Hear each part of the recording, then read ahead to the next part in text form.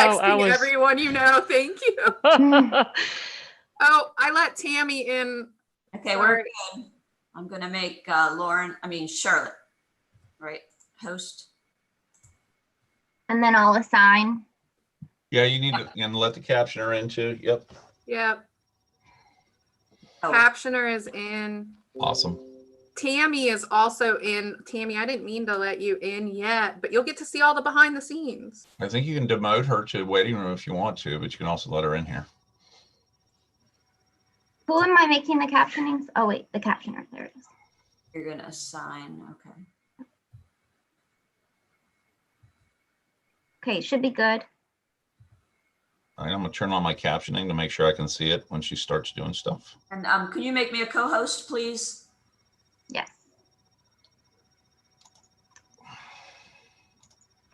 I see test, test, test in my subtitles, so captioning is working. Okay, I'm going to start recording too. Well, it is. Go for it. I'm going to start letting people in. I'm going to turn on my captioning to make sure I can see it when she starts doing stuff. And, can you make me a co-host, please? I did, I thought. She's playing back her YouTube stream, so you're hearing it twice. Sorry. I just didn't realize that, yes. She's Cher. She is Cher. She is turning back town. Okay, I shut off. I muted. I was checking. The test came across, so we're good on YouTube captions. Excellent.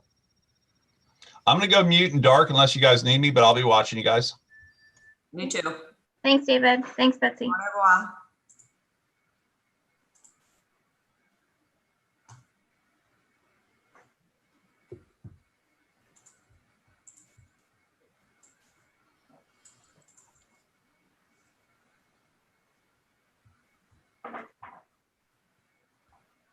Good morning, Dawn. Good morning, Billy. Hi, Angie.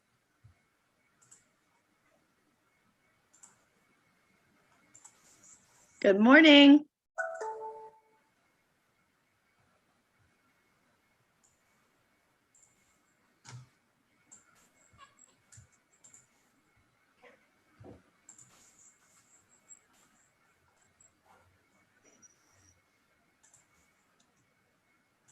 Charlotte, are you able to make Leah a co-host as well? Yes.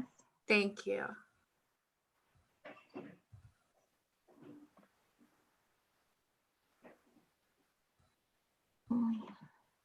Where I don't see, do I see Aaliyah? Oh, I see. Okay, interpreter. Oh.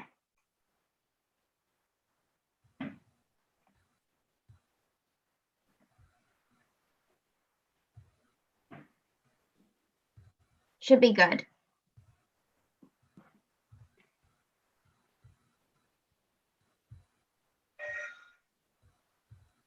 Ah, not that.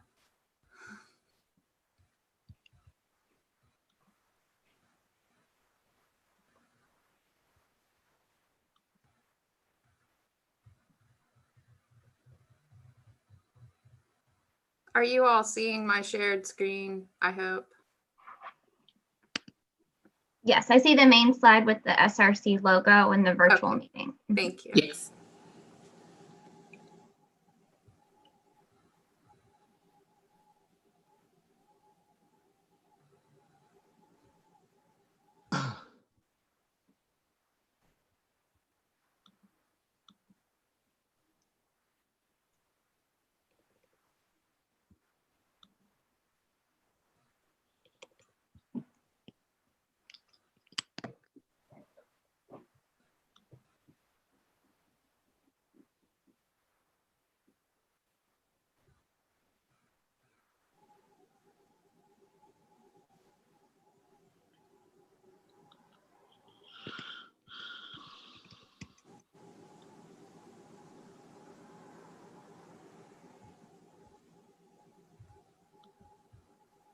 Hi, Garrett. Hi, Lauren. How you doing? I'm good. How are you? Doing good. Good. Been having some computer issues this morning, but hopefully, fingers crossed, I'm here and we're good to go. I'll text you if I have any issues or anything like that. Okay. but I don't know who I'll text if I have issues. I'm just kidding. It'll be okay. Don't worry. sure.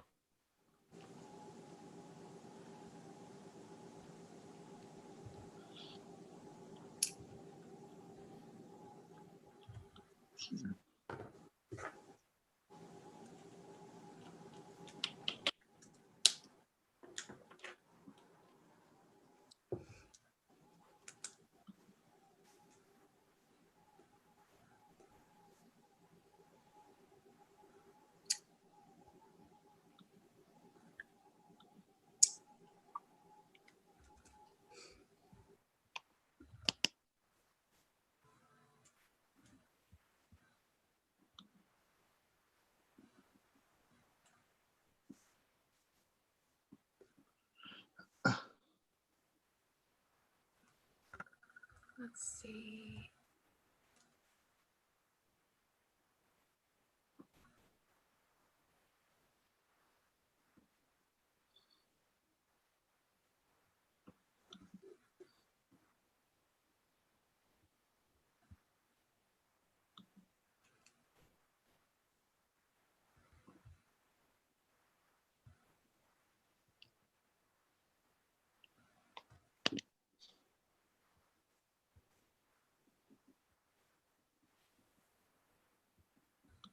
Okay. Jenny is joining now.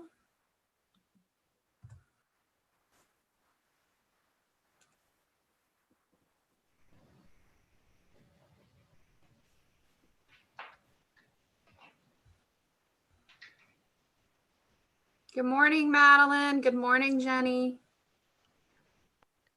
Hi, Tim. Good morning. Everybody's running early this morning. That's good. That's a good thing. Thank you.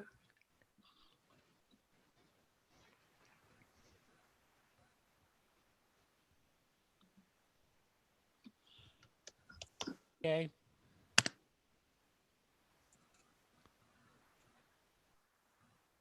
Will the interpreter be pinned? Jenny's asking. You should have the capability to spotlight yourselves as you switch. It should be in the Oh, I see it more- now. Okay, the I see dot, the dot, pin dot. now. Sorry. Yeah. No problem. Thank you. Not a problem. Hey, Lauren, can you hear me okay? Tim, I can hear you. You're a little bit low in volume, but I can hear you. Okay, let me see if I can figure out how to turn this thing up. Me and this headset have a fight once in a while.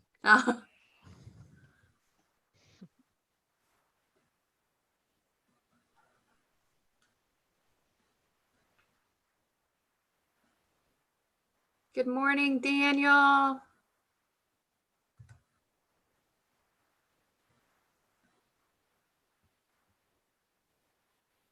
And hi, Dan.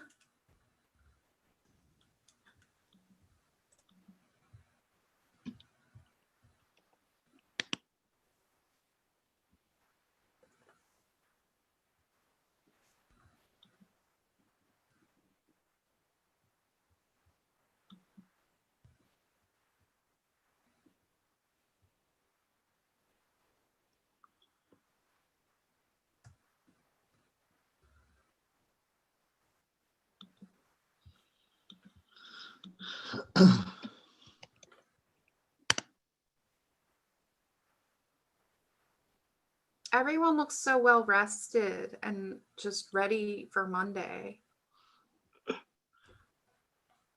Looks can be deceiving. Lauren, True. Lauren, did I help that any? You are, I think, not quite loud enough yet. What do you guys think? Some of you who can also hear Tim speaking, he's testing his microphone. Help me out because I've turned it up. I'm not sure if it's going to go up any louder. I may just have to use my computer speakers. I can hear him just fine. He sounds Okay. fine to me. Awesome. Same. Thank you. Lauren, do you want me to let anybody else in? I think I've just Okay. let everybody in. Justin I've let in. I'm not sure who is calling from the 757 number. It's a telephone call only. Does that belong to anyone? I think it's *6 to unmute yourself, maybe on the phone. *6. Oh, there. I think that. I think that's Linda. Yes, ma'am. This is Linda. Good morning, everybody. Good morning. Morning. Hey, Lauren, it's David, the Zoom operator. I just wanted to mention, I just sent you a quick message. The ASL people cannot spotlight themselves. They can pin themselves. I don't know if that does what you want it to do. I just tried to spotlight myself. And as a co-host, I don't have the power to spotlight myself, so they can only pin. So I just want you to be aware of that. Okay. Speaking to my ASL interpreters, Lori and Leah, when you're doing remote interpreting and you're switching, how do you want to be spotlighted? Because that would require, I think, Charlotte, I don't know how we would do that. How do you normally do it, ladies? This is Laurie. I deferred the question to Jenny if you have a preference. Say the question again. So normally what we do when I've done the meetings from DARS is the interpreters have usually been on site and I can spotlight their frame, but having a third person spotlight the frame for them would not be in line with when they switch off.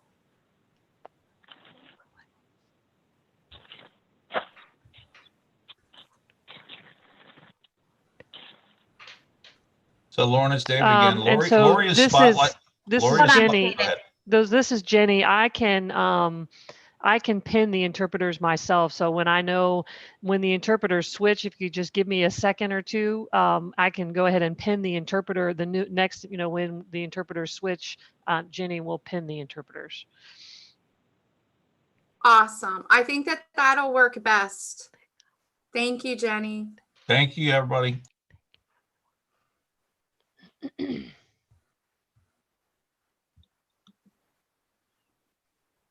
morning, Lauren. You can ignore my email. I'm in. Hi, Dee Dee. Thank you. I wouldn't have gotten your email, unfortunately. So unless That's I wouldn't. okay. So, I'm sorry. Thank you. you're okay. I believe Dee Dee is going to be here today in place of Commissioner Hayfield. That's correct. We're happy to have you, Dee Dee. Always happy. Thank you. And Garrett, Yeah. it is 9:03 All right. and you have just about everybody here. Okay. So that's what I was waiting on, to make sure everyone was here and accounted for the most part. So with it being 9:03, we can call this meeting to order.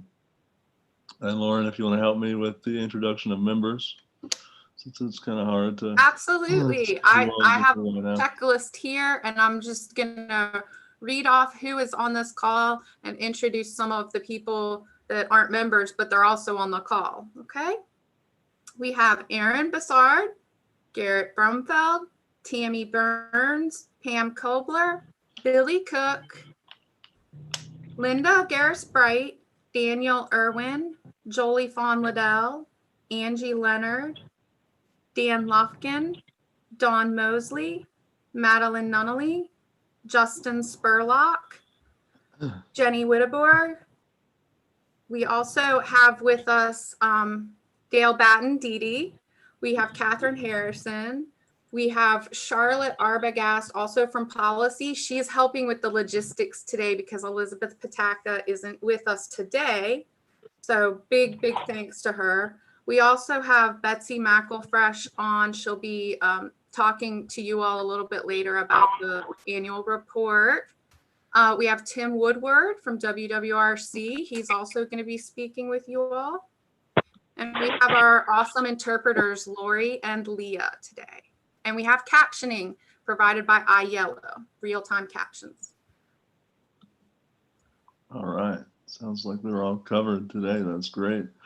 Thank you all for attending this virtual meeting once again. I know it is a challenge to come together virtually. We'd all like to be together in person, and I believe this is the first time we've held a retreat, not back-to-back days. So thank you all for being willing to come together on two Mondays. So first of all, I would like to, well, no, sorry. We need to review the minutes of the previous meeting. And hopefully you all were able to see those, especially those who were not able to attend Monday's meeting. We had a very productive meeting for the first day of the retreat. First, talking about the effectiveness of VR programming, and in financial empowerment, and in developing the Src recommendations. All very busy day. So does anyone have any additions or corrections to the minutes? Those can be accepted as presented unless, of course, there are changes, and then any change we can make a motion. But if there are none, you can accept them by consensus. Okay, well, hearing none, we will accept them as they are. Next, do we have any matters of public comment? You did not receive any public comment, and your public comment, just so you know, it stays open until close of business the Friday before your meeting, but you did not receive any. Okay. All right. Did not receive any. So moving into Chairperson's report, my report.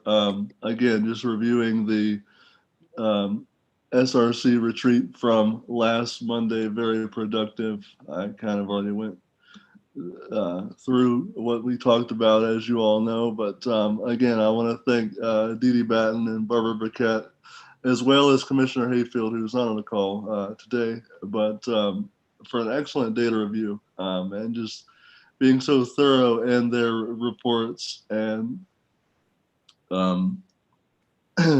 guidance to us. And I also want to thank Kevin Kuzel and David Leon for their presentation and collaborative work. I know I took a lot out of that for the financial empowerment piece for people with disabilities, because, you know, as you all know, financial empowerment is so important for everyone, and especially people with disabilities often get overlooked in the area of financial planning and planning for futures and things like that. So for them to bring that program is so great. And you know, and also let's remember today we'll be in unfinished business. We'll be talking again about our recommendations, and we had a very great start to that conversation, and a lot of great recommendations that will continue, and new ones that will be coming forward. So just be mindful of that, and any other any other things that you all want to add to that would be great. You know, Lauren has worked with Commissioner Hayfield, Dee Dee Batten, Catherine Harrison to ensure the ideas were brought up during the retreat have been carried over to some very strong recommendations. And let's see, make sure I'm on track here. Next up, I just want to give a brief CSAVR report. I was able to attend some of it virtually. I unfortunately was a little bit under the weather. Thank goodness, just a head cold and nothing more serious. You know, I tested negative for COVID. I know everyone is is super careful of that, and I am as well. But I was still able to be a part of it for a portion, and they kicked things off Monday with CSAVR on the 9th of November, talking about celebrating the 100 years of vocational rehabilitation, past, present, and future, which is 100 years. That's an accomplishment in and of itself for any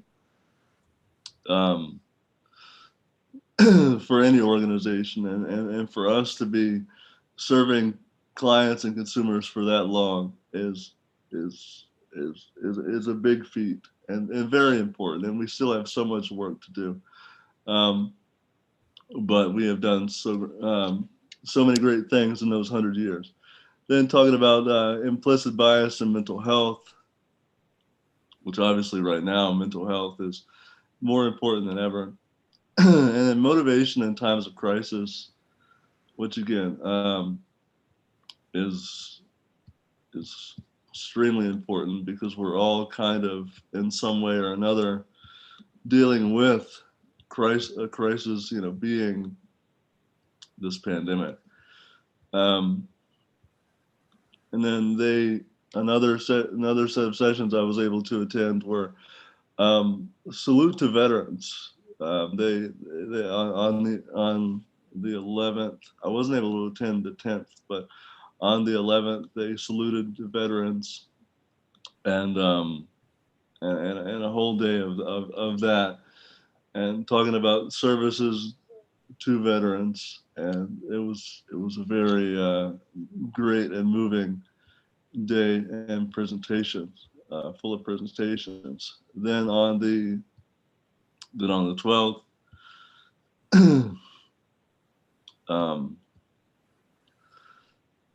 folks from CBS talked about their initiative and diversity programs for their hiring practices, hiring folks with disabilities, which was great to see and hear in action. How they are giving folks with disabilities the opportunity to work in their programs, and just all the people that they serve. And then, hold on just one second. And then Friday, they were on the 13th. They talked about lessons in fiscal monitoring, and we heard from individuals who use our programs in VR for pathways to success. And I'm trying to think of Cindy L. Otis. She gave a great recap of how that she has been able to use the services that she was provided in VR, called From CIA to Executive, and how she was now able to become an executive, given that she was given the given the services that she was provided. So very impactful to hear from her about that. So, and I will continue to pass along any information coming down from CSAVR in future meetings and things of that nature, and alert you all of anything that that I see will benefit you all as a council. Next up, I just want to do some membership updates, to take a moment to recognize the reappointment of 4 of our members. First, Angela Leonard, Daniel Irwin, Daniel Lufkin, and Jennifer Witterberg. So congratulations to you all for being reappointed to this great council. And I also want to take the time to introduce Billy Cook. She is a new member representing business, labor, and industry. She is from Hampton, Virginia, and works at Hunting Ingalls as a senior HR manager. And so I would like to give her a few minutes if she is on and ready to just introduce herself and give a few words. Good morning, everyone. Can you hear me okay? Yes, I've got you. perfect. Perfect. So I am new to the Zoom technologies, learning every day in our virtual world. I've been predominantly on site with my HII team, but I am 20 plus years in the human resources field. I'm most commonly referred to as the HR lady. I do all things HR, to include building partnerships with diversity advocacies that support broader diversity in our workplaces. And I have partnered with some of Dee Dee's team for the past 15 years now, I guess, with broadening our efforts for individuals with disabilities. And we've had a lot of great success. So joining this team is an amazing opportunity for me to help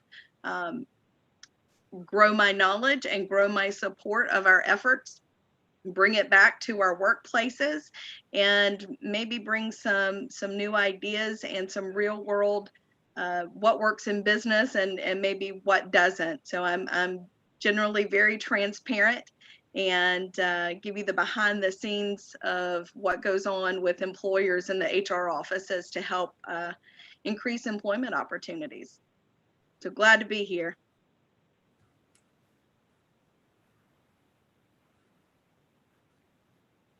Thank you so much, Billy. It's great to have you on board. Did Garrett, I have my screen pulled up. I think we may have lost Garrett for a minute. No, he's No, still there. I'm back. Sorry. Okay, you're sorry. back. There you are.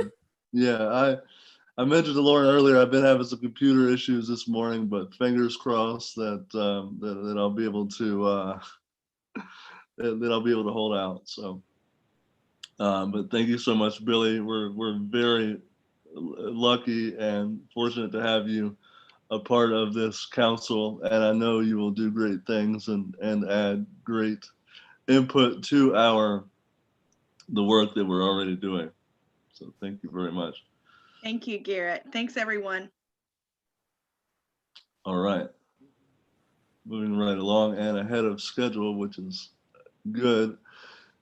We will now hear the commissioner's report, which I believe will be from Ms. Dee Dee Batten. Is that correct? Eric. Good morning, everyone. I'm excited to be a part of this meeting again today and to see the new council members. Billy is correct. I worked with her back with my previous job, and some of you I worked with you in my previous job. So it's great to see us come full circle to a whole nother task with the agency and for consumers of the Commonwealth and this council. And we have great working relationships, and I am happy that we're continuing those with the council and helping you help us and giving us recommendations to move forward for successful services to the citizens of the Commonwealth, the disabled population. So welcome to all of you, the new and the reappointed members of the council. Thanks again for your service to our customers. And I'm glad to be here with you again today. Kathy wanted to be with you all, but she had another appointment that she just found out about and just could not participate without really kind of rushing and doing a lot of different things. So I just said, I have it, do what you need to do. And we're a team, so I think they will be okay with me reporting out what we're doing in the agency. So I'm gonna give you a bigger picture from a commissioner standpoint and kind of circle back around to VR before Tim Woodward, our WWRC director, reports out what's going on with our training center. So a couple of bullets I hit on this morning from a bigger pictures perspective. As you all know, we talked about this in our last meeting about COVID and how we in the agency had to make changes to meet the needs of our customers, at the same time trying to keep our staff safe when COVID-19 started back in March. Now it seems like it was a long time, but it was not that long ago. But glad to say that through the process, we reported out that we were able to do some successful things in the agency to still serve our customers. Tammy's on the line and worked very appropriately with us and helped us to still carry out some of our services that we offer to our students with disabilities and transition during the summer months, and actually change curriculums to do from face-to-face services to virtual services. And that's happened all over the state. For everyone that was actually going to do face-to-face services and programs, we proactively started looking at how do we still provide services, but in a virtual format. And so we have been successful. I'll touch on those just a little bit at the very end. One thing in the agency that you might want to know for all the DSA agencies under our wing is that when we had to deal with employees and family members that were testing positive, our agency took a very proactive approach and outlined what we need to do to give that information to our commissioner, but also to report it to Virginia Department of Health and to follow CDC guidelines. I'm here to report that we have been very successful in that when we had a family member that tested positive, we actually had our staff quarantine themselves so they would not be around our consumers. For a long time, we were not in the offices face-to-face. In September, we came back into the offices, and then early October, we started serving consumers by appointment only in the offices. So in the interim, we were actually teleworking, but some staff were still going to the office to do things that they could not do at home. And so when our employee actually reported they had been exposed to COVID, we actively took action and had them quarantine themselves, very concerned about them, but had a reporting system internally that we were reporting upstream to our fiscal office. We had a COVID operations team.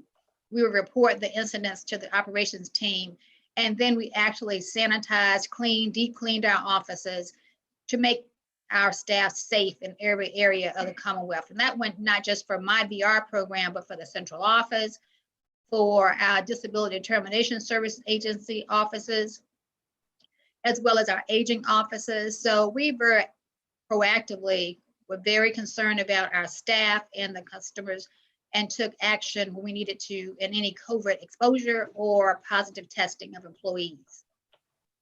From a budget standpoint, overall, we actually ended our state fiscal year budget in the positive black, and we were able to provide services, as I said, virtually, but because we ended on not spending as many dollars that we have to spend if we were face-to-face, it gave us an opportunity in the VR program to start serving now not only our most significant disabled population, which we had been for some period of time, but to actually now start serving our significant disability population. I think I talked about it a little bit on our call last week with the retreat, but I will just say it again for those that were not on that call and those that may not have captured some of that last week. So we, because of the funding not being stretched or not having to use all the funding that we had, we were able to now serve those that have not been served in our agency for about 2 years or more. Those are persons that actually have a disability, but their disability is not as severe as the disability population that we have been serving. So we're excited about that. That opportunity is still open. I'm hoping and planning to try to serve that population as long as we can, as long as the dollars are not exceeding what we're needing to reserve, or no, we're not exceeding what we're able to spend. So the federal budget, our VR budget is strong. We're able to serve more because, again, we were not able to see clients face-to-face for our pre-employment transition services. There are students with disabilities that we did some activities with. We moved those to virtual, which was not the same cost factor had it been we were face-to-face. Job opportunities still remain positive. However, there was a savings in that area as well because we use job coaching services to help us with our clients on the job site. And we pay for those dollars to do that. Because of COVID, a lot of the businesses and employers were not hiring initially. Our customers, because of safety, did not want to go to work. So we were able to save dollars in that area. However, I will say, moving forward, and since probably about July, well, maybe August, September, our customers are going back to work. Those that were actually released from jobs because of COVID, employers have called some of them back. And we have now started using our job coaching services to put them back into employment, continue their employment focus.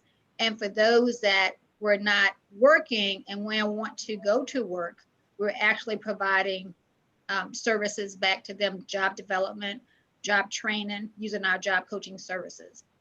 So our expenditures, where they were less up until about August, just this past September and October, we're actually seeing our expenditures increase again, which is great because that means we're providing services.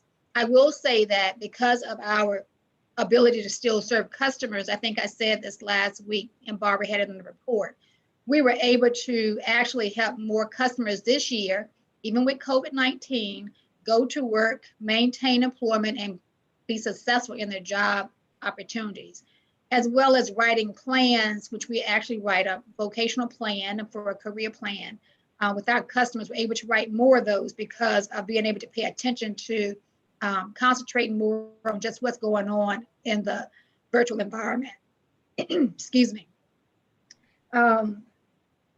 Another thing that we're doing overall in the agency for moving forward, as Garrett said, we all celebrated VR 100 this past year, and actually ADA 35 years of that service. So in October, we did a disability awareness training to some of the businesses around the Commonwealth, actually had Office of Federal Compliance participate and want us to do more of that on a more state level in different states, disability etiquette training to some of our partners. So we continue to do things virtually. All the services that were planned face-to-face because of COVID-19, as Garrett mentioned, our E3 Targeted Communities Project, we were doing face-to-face training statewide to get people aware of what that was all about.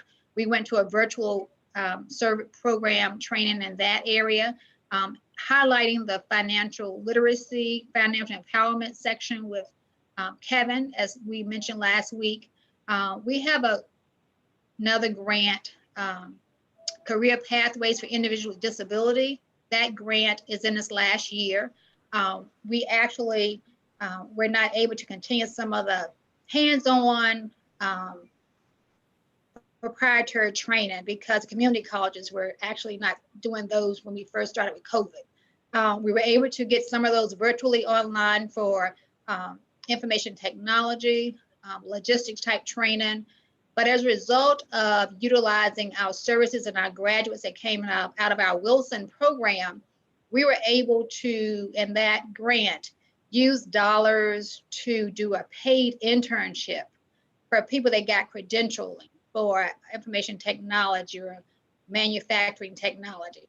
And that was a service that we did not have, but because of COVID, we had to find a way to kind of help those persons continue to look for work and get employed.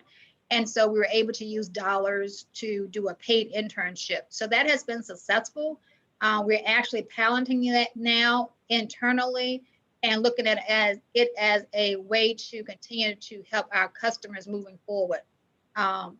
If we can continue paid internships. So that's another success that came out of the VR program during the COVID environment from a grant that we have that we end this December. This coming year, 2021, would be the year of the supervisors. We're looking at training our supervisors on performance management, not thinking about just the end of the year of how the staff has been doing performance, but continuing of year-long relationships, information sharing, and training on how you actually do performance management the entire year. And by the end of the year, then the staff would have no problem knowing how they're doing in performance. So that's the goal for us. We're actually hiring a new receptionist in the central office building that will serve the entire Commonwealth for all DSA positions that come into our call office for service delivery. That will focus on customer service, really listening to the customer calling in and needing assistance, and having a person that will be able to really refer them to the appropriate persons and make customer service a focus of excellence for our agency moving forward. Let's see, what else do I have for you all that Kathy would probably want to make sure that you know about?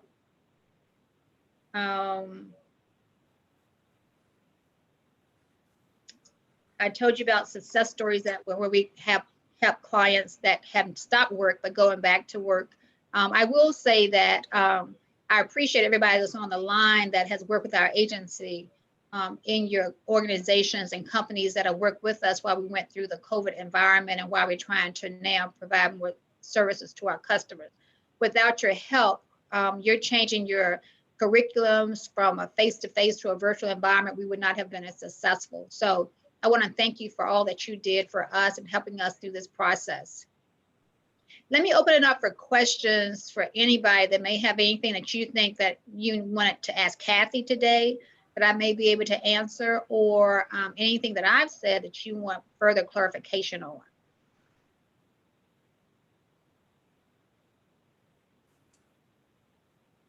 Thank you so much, Dee Dee. I'm gonna see if anybody's, I hear somebody about to talk.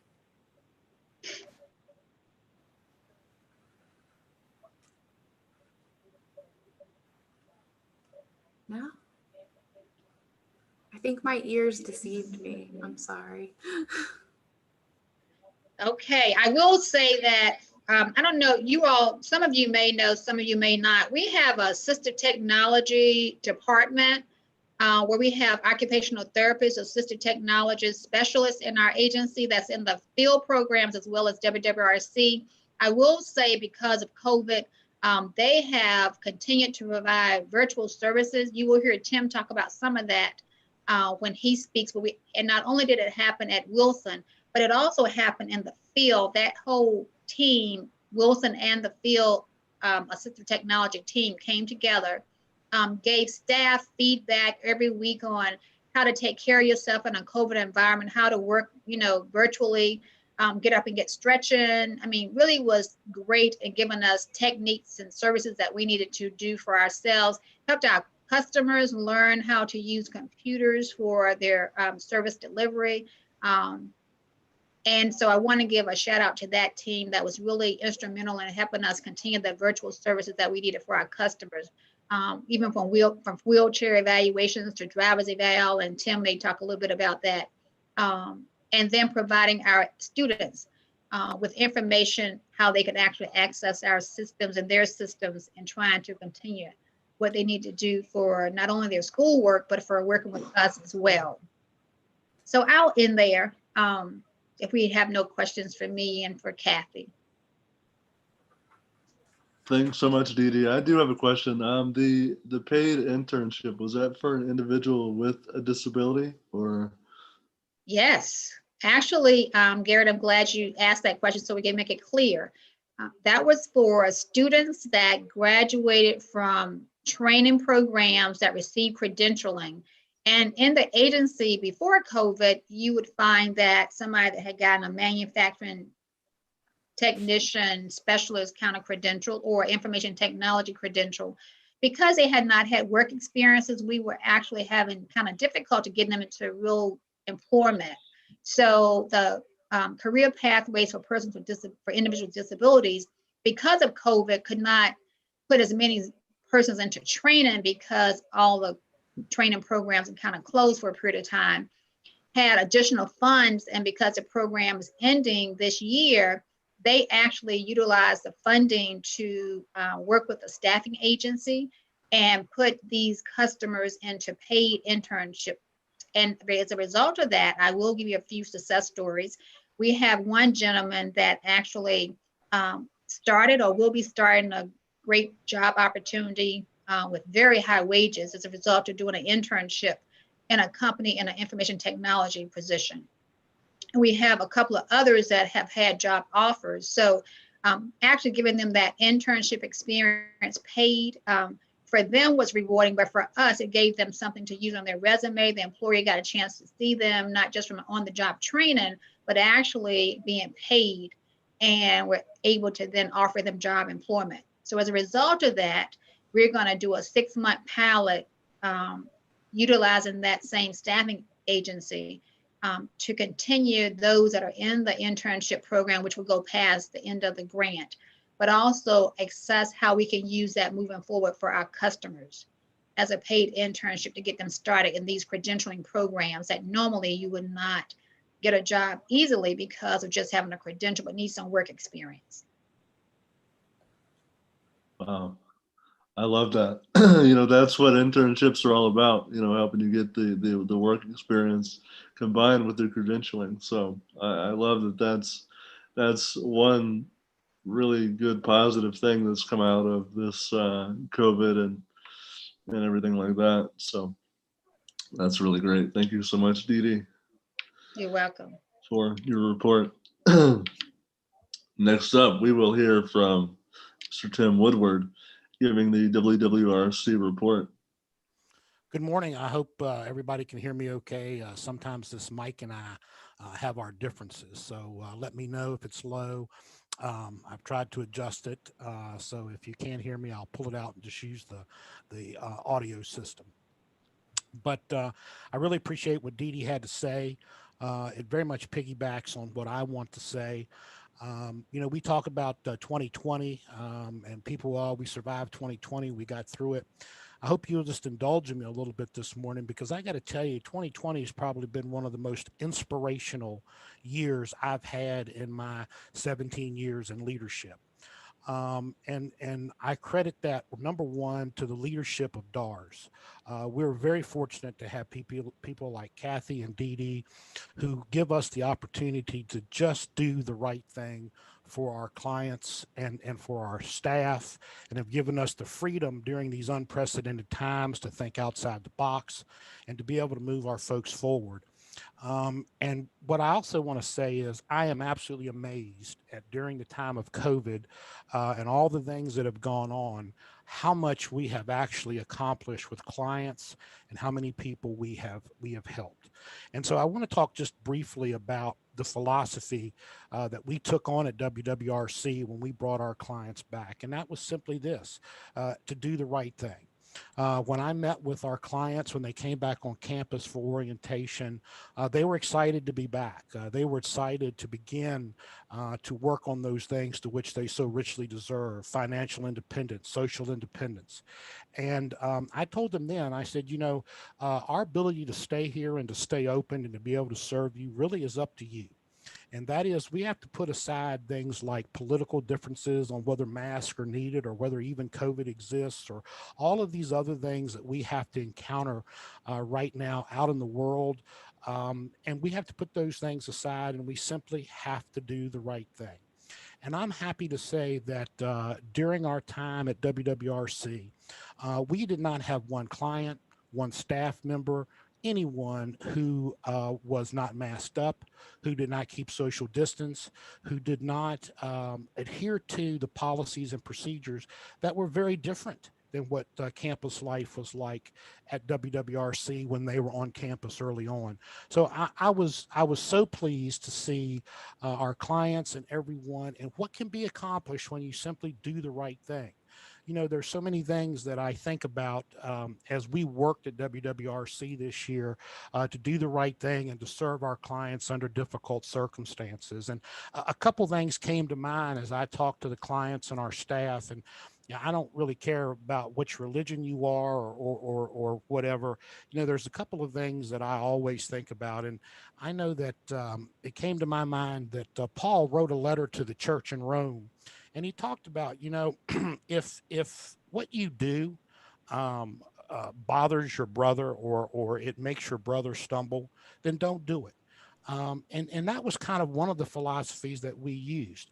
If we think wearing a mask or not wearing a mask or whatever the case may be is right or wrong or whatever it is, put that aside. Do the right thing and do whatever it takes to think about someone else other than yourself. And our clients are so great at that. And they were such a wonderful example of what can be accomplished when we simply do the right thing. The other thing that came to mind as I thought about how the year went at WWRC or the time back at WWRC was, Abraham Lincoln's second address, acceptance speech. And, the war wasn't even over. The South was still about 2 months away from full surrender.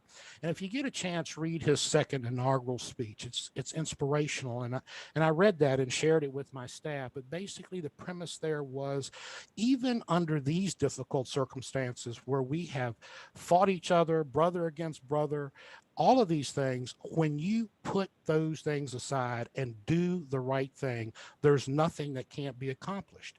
And obviously he was right, because even after all of that, we became the greatest nation in the world.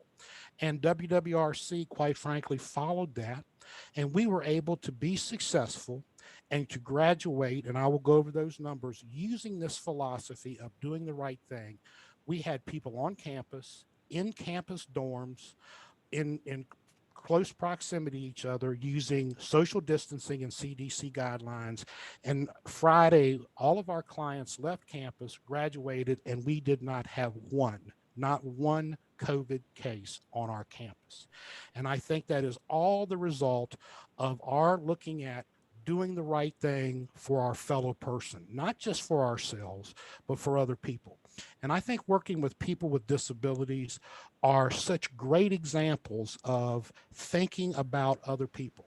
And people who work in this agency, people who, from the commissioner to Dee to the secretary's office to the governor, who have given us the ability to come on and think outside the box and simply do the right thing. This is why we were able to be so successful at WWRC. And it was such an inspiration to me to be able to see all that we were able to accomplish. And if I can get into my iPad here real quick, I'm going to give you some numbers of things that under these difficult times we were able to do, because we were able to do the right thing and think about our fellow person. In our vocation evaluation, we served 771 clients. In vocational evaluation non-PERT, we were able to serve 409 clients. In PERT, this is our high school, we were still able, through thinking outside the box and using virtual services and different things, able to serve 339 clients. That included our YITS program, which is our Youth in Transition. Our Transition Academy, we were able to serve 23 clients. And in vocational training, we graduated. In this environment, we graduated successfully without any incidents of COVID, 170 clients. Pre-employment readiness education program, our pre-ETS program, we were able to serve 364. Our supported work readiness, that includes all of our OT, PT, all of our AT, SLP, all of those things. We were able to, in our driving services alone, we were able to serve 497 individuals. We helped 43 individuals receive their learner's permits, and we were able to help 45 individuals receive their driver's license and gain that independence. And again, so as I look, I wish the country right now could see DARS and WWRC and what can be accomplished when we simply do the right thing, put things aside, and simply be able to work and think about our fellow person. I have been more inspired this year by what I saw out of my managers, out of my instructors, and out of our clients than I have, and again, as I said, in 17 years. And it was such an inspirational time. And as I thought about Thanksgiving, and I wouldn't be able to go to Florida to visit my family and play golf and do all of those selfish things that I like to do, I began to realize what a great Thanksgiving this is, because I got to see firsthand from our clients in this agency what can be accomplished when we simply put our differences aside and do the right thing. And with that, I'll be happy to answer any questions if you have them, or any comments. But again, I especially want to thank Dee Dee, who is directly my boss, and who always gives me the ability to think outside the box and to contact me every day. And what can I do to help? What can we do?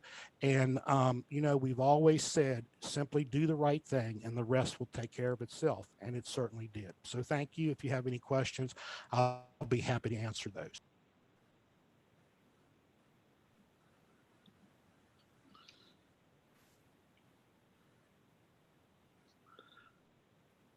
Thank you so much, Tim, for the report.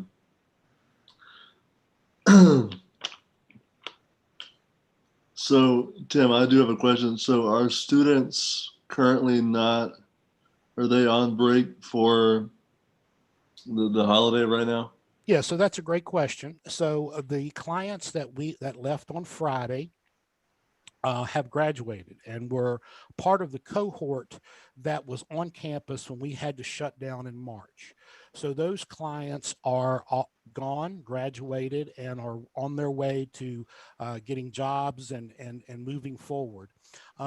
On January the 4th, our staff will come back, and we've already begun to prepare for our first intake, which will occur January the 11th. The students or clients that will return in January the 11th, most are some of the ones who were on the waiting list or were finishing up. So we're bringing that group back. We certainly still feel safety reasons. It is still important to be very cautious of the numbers that we bring back. We want to be able to bring back numbers that we can still have clients in dorm rooms where there's only one to a dorm room. We're not sharing bathroom facilities and those kinds of things. So, you know, when we come back, our first intake, once we're done January the 11th and 12th, we will probably have somewhere between, 80 and 100 to no more than 111 clients back on campus, very similar to the numbers that we had right now, plus some short-term voc evaluations and those kinds of things. But right now, the clients that have left means they have completed and they are on their way. So I hope that answers your question. Yes. Of course. Yes. That's great. That is great to hear. And great to know that everybody is doing all the necessary precautions given the pandemic and everything like that, and everyone is taking well to it. So thank you again so much, Tim. We appreciate it. Eric, can I make a comment? This is Dee Dee. Yes. Wilson is closed this week. Tim was gracious enough to get on the call with us today and work with me all day today, but Wilson is closed this entire week because of their vacation schedule. Staff will come back on board Monday the 30th, and then they will prepare for students coming back in after the new year. So I wanted to tell everybody that piece for where we are this week with Wilson. Thank you, Tim, for working with us today. Thank you. Yes, thanks so much. All right, now we are ahead of schedule right now, which we may need to use some of the time in the back end for the unfinished business and the new business. Lauren, should we go ahead and should we take a break for a few minutes, or yeah, why don't we do this? It's 9:48 now. How about if we can all reconvene at 10 sharp? Because like you said, we might need some time later on as we're talking about the annual report. This is our last meeting of the year, so I want to make sure everything gets done to your satisfaction. And I think we can do that if we just reconvene at 10. Yeah, I think so too. I think that sounds good. Okay.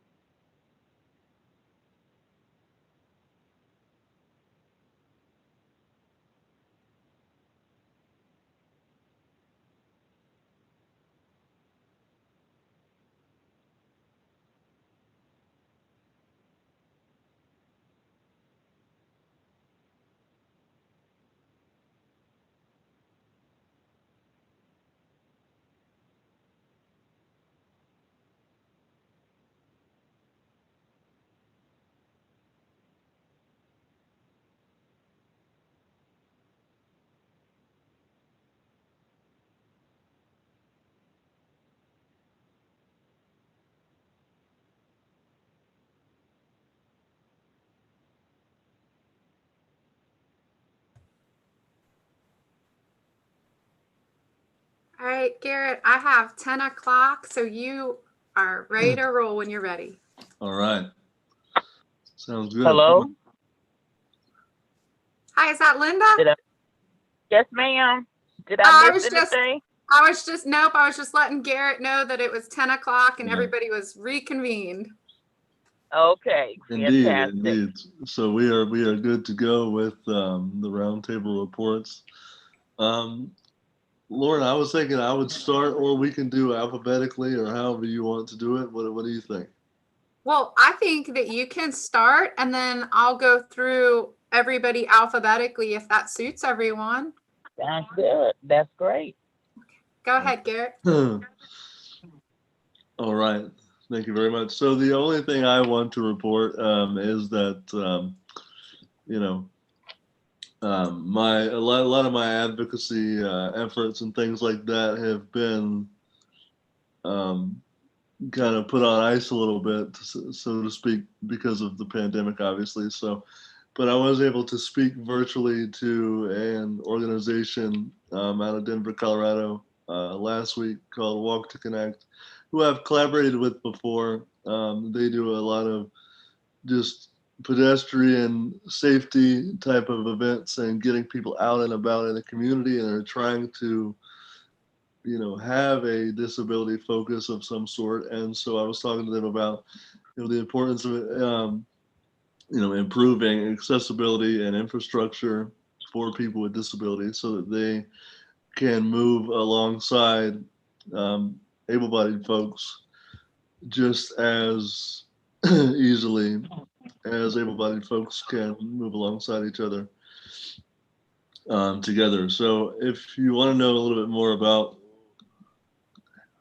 computer is struggling, but if you want to know more about Walk to Connect, I'll post a link to their website in the chat. But that is all I have to report for now. Thank you. That's awesome. Mhm. All right, Aaron. Hello, good morning. Glad to be here today and see everybody, talk to everybody. I don't like Garrett, I don't have a lot of updates in terms of, just a tough, challenging COVID environment. And I think I shared a couple meetings ago, one of our biggest challenges that we've seen this year is not necessarily a lack of opportunities and jobs available in the market, but more running into scenarios where there were loss of transportation or lack of ability to get to work reliably, especially when working with some of our agencies and partners locally. One of the missions that we had as an organization this year, and tucked under the umbrella of our diversity inclusion mission, I'm part of a group with our organization called Abilities in Motion, where our goal is really to build awareness around providing opportunities and seeing through a person's disabilities to being able to see the value that they're bringing to the organizations. So one of our missions this year has really been to take that stance and that mission and grow that into creating some internal training modules for our site teams and our field personnel, as well as our internal talent. But really to build some awareness and give some training as to how to recruit, and to place individuals with disabilities, and the awesome scope of opportunities there are for our clients and for our candidates that we have coming in, whether they have a disability or not, seeing through that and being able to really provide them opportunities in the same pay ranges as everybody else, because they're performing the same duties. So I'm really happy and excited to be a part of that, and we're hoping to be able to roll out the official version 2 as a requirement of training for all of our internal staff starting Q1 in 2021. So really excited about that. Great. Thank Thanks, you Sarah. so much. I've seen a lot of focus shift to during this time, being able to do some of the things that maybe people didn't have time to actually focus on before. So that's really awesome what you're doing with the abilities in motion and the training. Tammy. Morning, everybody. So at PTC, we have continued to move forward on things we were doing. Just obviously some things got changed a little bit. In the transition world specifically, we have our transition university, which will open 3 times, well, 2 times more in this grant cycle. It is currently open right now. And we have about 300 families or providers across the state participating in that. And it will open again in February. And so registration for the February opens next week. So we're excited about that. That continues to be a very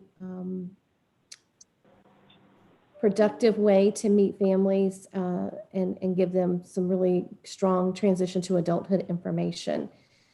We did over the summer partner with, do some work through DARS Pre-ETS and provided Pre-ETS services virtually for approximately 100 students here in Virginia during that time frame, and are working on releasing another set of go around of that starting in January, going through the summer. So we'll be doing that again. And so information will be out. Next time we meet, I can share more information on that.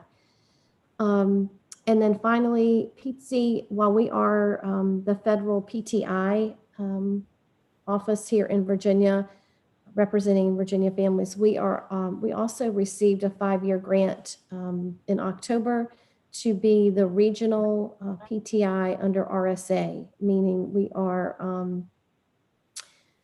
we're working with Tennessee, Virginia, South Carolina, Florida, and Alabama, along with Virginia, to work on really trying to put together some parent trainings and youth trainings and resources to move forward employment outcomes. So we will be doing a lot of collaborative work across the region as well as within Virginia. So for those of you on this call, you'll probably be hearing from me about some of that and asking you ways that we could better improve things happening here in Virginia. So we're excited about that. We're just getting underway. We have hired a new staff member to help to be the project director for that. And just really looking forward to seeing what that does. Thank you so much. And thank you for always keeping me in the loop and sending me things when the newsletter is happening. It's on hiatus right now, but you've been great about that. Thank you so much. Thank you. All right, Pam.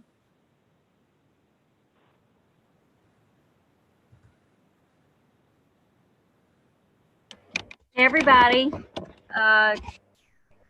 good to hear from everyone again today. And what's been fun for me is this collaboration with the SEALs and DARS and everybody, because I've worked part-time with our local Center for Independent Living, and seeing the collaboration again has been fun to witness, and being a part of SRC for the time that I have. We believe locally with our SEAL that things have gone very well during this COVID pandemic time in terms of work that we've been able to get done.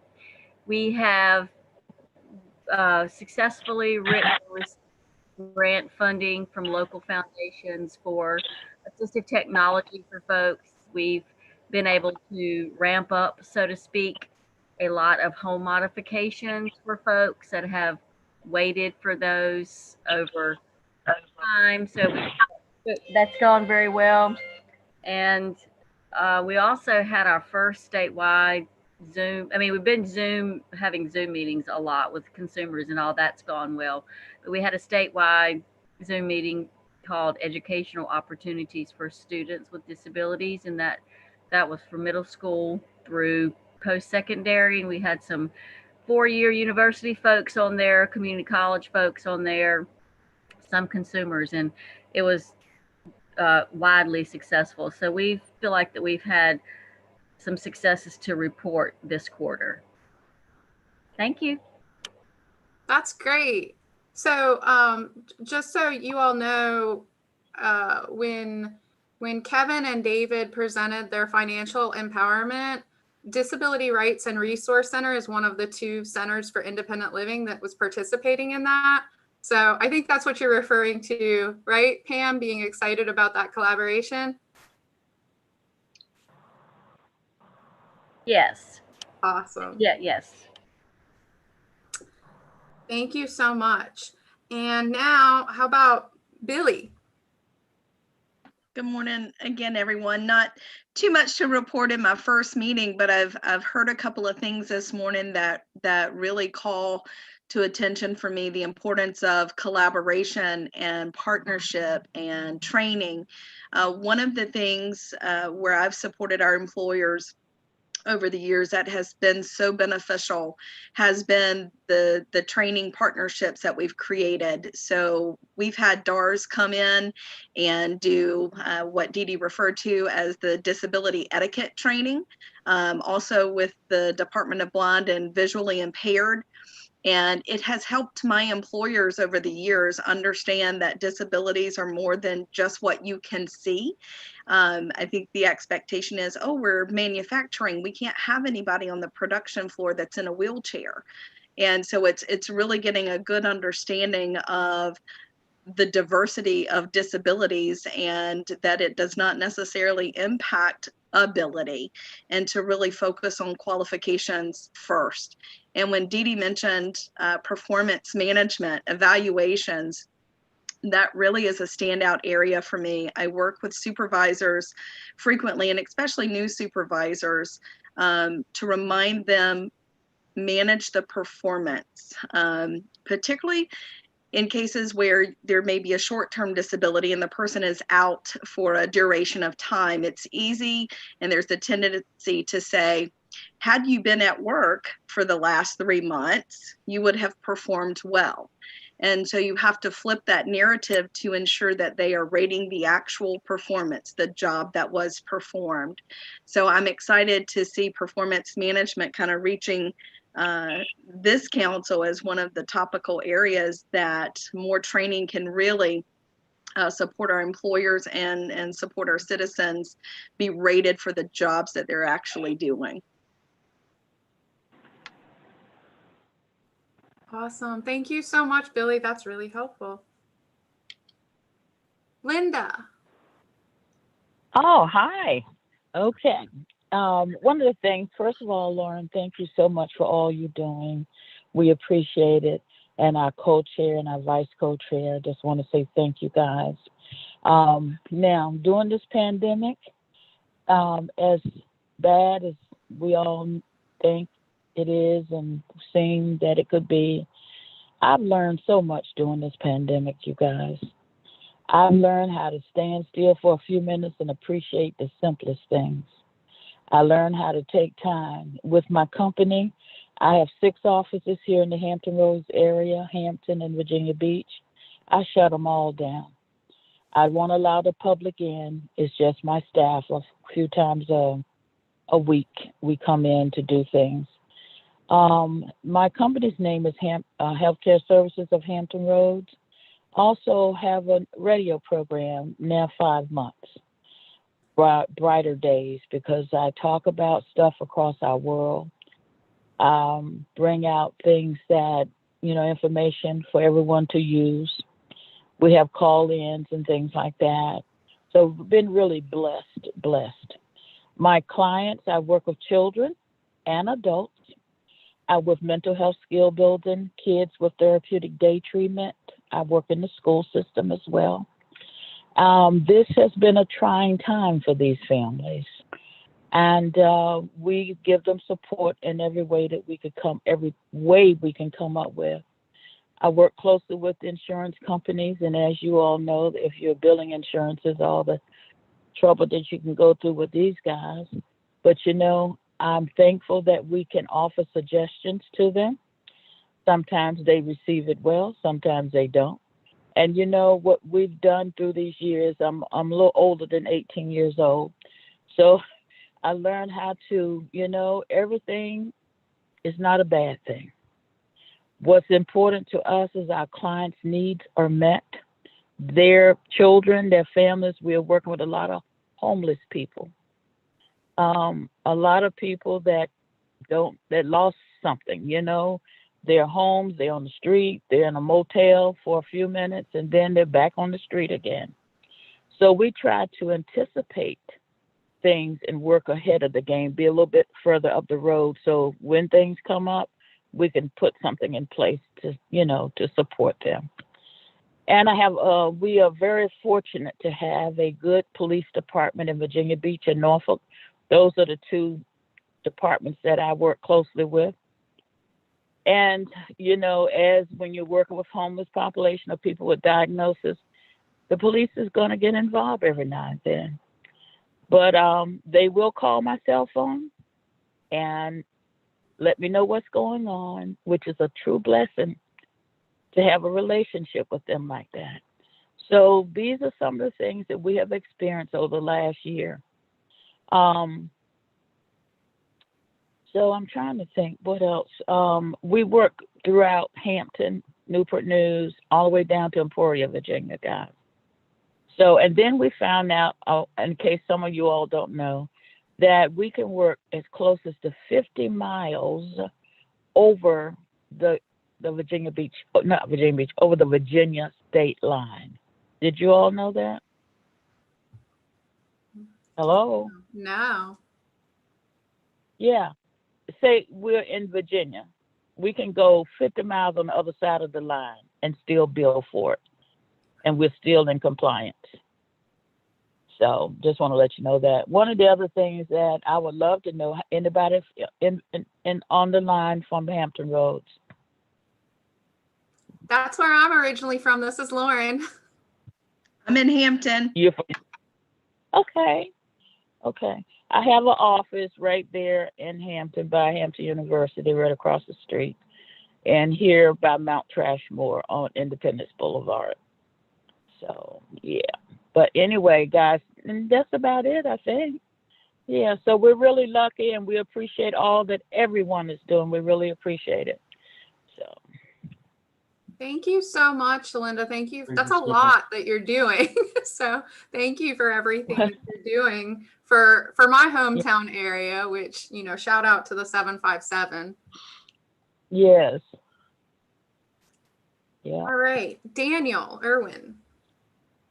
Hi, good morning. This is Daniel. I am the Autism and Assistive Technology Specialist at VDOE. And just a couple of things. The first one is I want to give a shout out to DAR's staff because last week during our meeting, as we were kind of talking about our recommendations and things of that nature, right after the meeting, I got an email from a colleague at DAR's with 3 articles kind of filling in some of the gaps for me. So really appreciative of that and really, just something to grow on. So start with the shout out. Secondly, there's a couple of things that are going to be guiding the DOE's work for the next while. The first is we had sort of an agency-wide review from JLARC that really looked at VDOE as a whole. And generally very positive feedback from school divisions. But some of the recommendations really looked at how we as an organization could be more efficient, specifically around monitoring divisions that are an improvement and how we can strengthen our teacher education oversight and really support divisions in teacher retention, getting teachers and keeping teachers. Additionally, there's a CSA JLARC report that came out that looked at really private day spending. That made a couple of recommendations that that VDOE would be a logical administrator of private day funding and looking at the expectations of private day schools and their performance expectations and how those should compare to public schools. So more on that to come. Additionally, they've done, as JLARC that is, has done a special education specific study, and we anticipate those results kind of middle of December. So looking forward to seeing what they have to say there.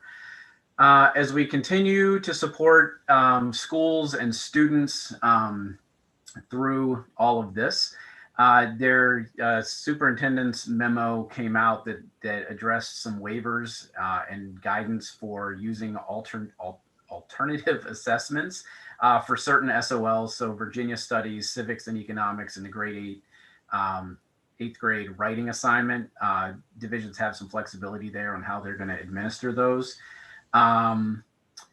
We are looking at our December 1st child count and getting that together. It looks very different this year. December 1st child count looks at the number of students receiving special education services and how much of those services they're receiving. And so given that every division is handling instruction differently and providing special education services, however the IEP requires they do that, the counting mechanism for that this year is a bit, well, it's completely different. So it's really very individualized depending on where and how and when students are receiving their special education services. So that's a big push right now, is to get that in from each of the divisions. Some kind of announcement kind of things that I think kind of really fit here for this group. And one is the Virginia Mathematics Pathways Initiative is really looking at how to provide mathematics instruction for students across the board, not just students with disabilities, but students across the board.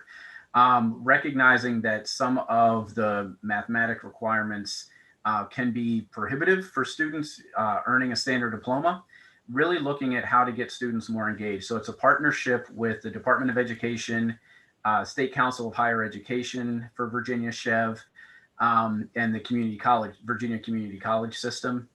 That's really looking at how to develop pathways that are going to be meaningful and aligned with career goals for students and career clusters for students. And so it offers some more flexibility as students move into high school, especially late high school, about how they're going to earn math credits.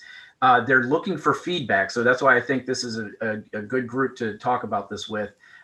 They're looking for feedback on what that looks like. And so they've kind of developed some resources. And Lauren, I can put a link in the chat if that works. Yeah. Okay, I'll do that in a couple of minutes.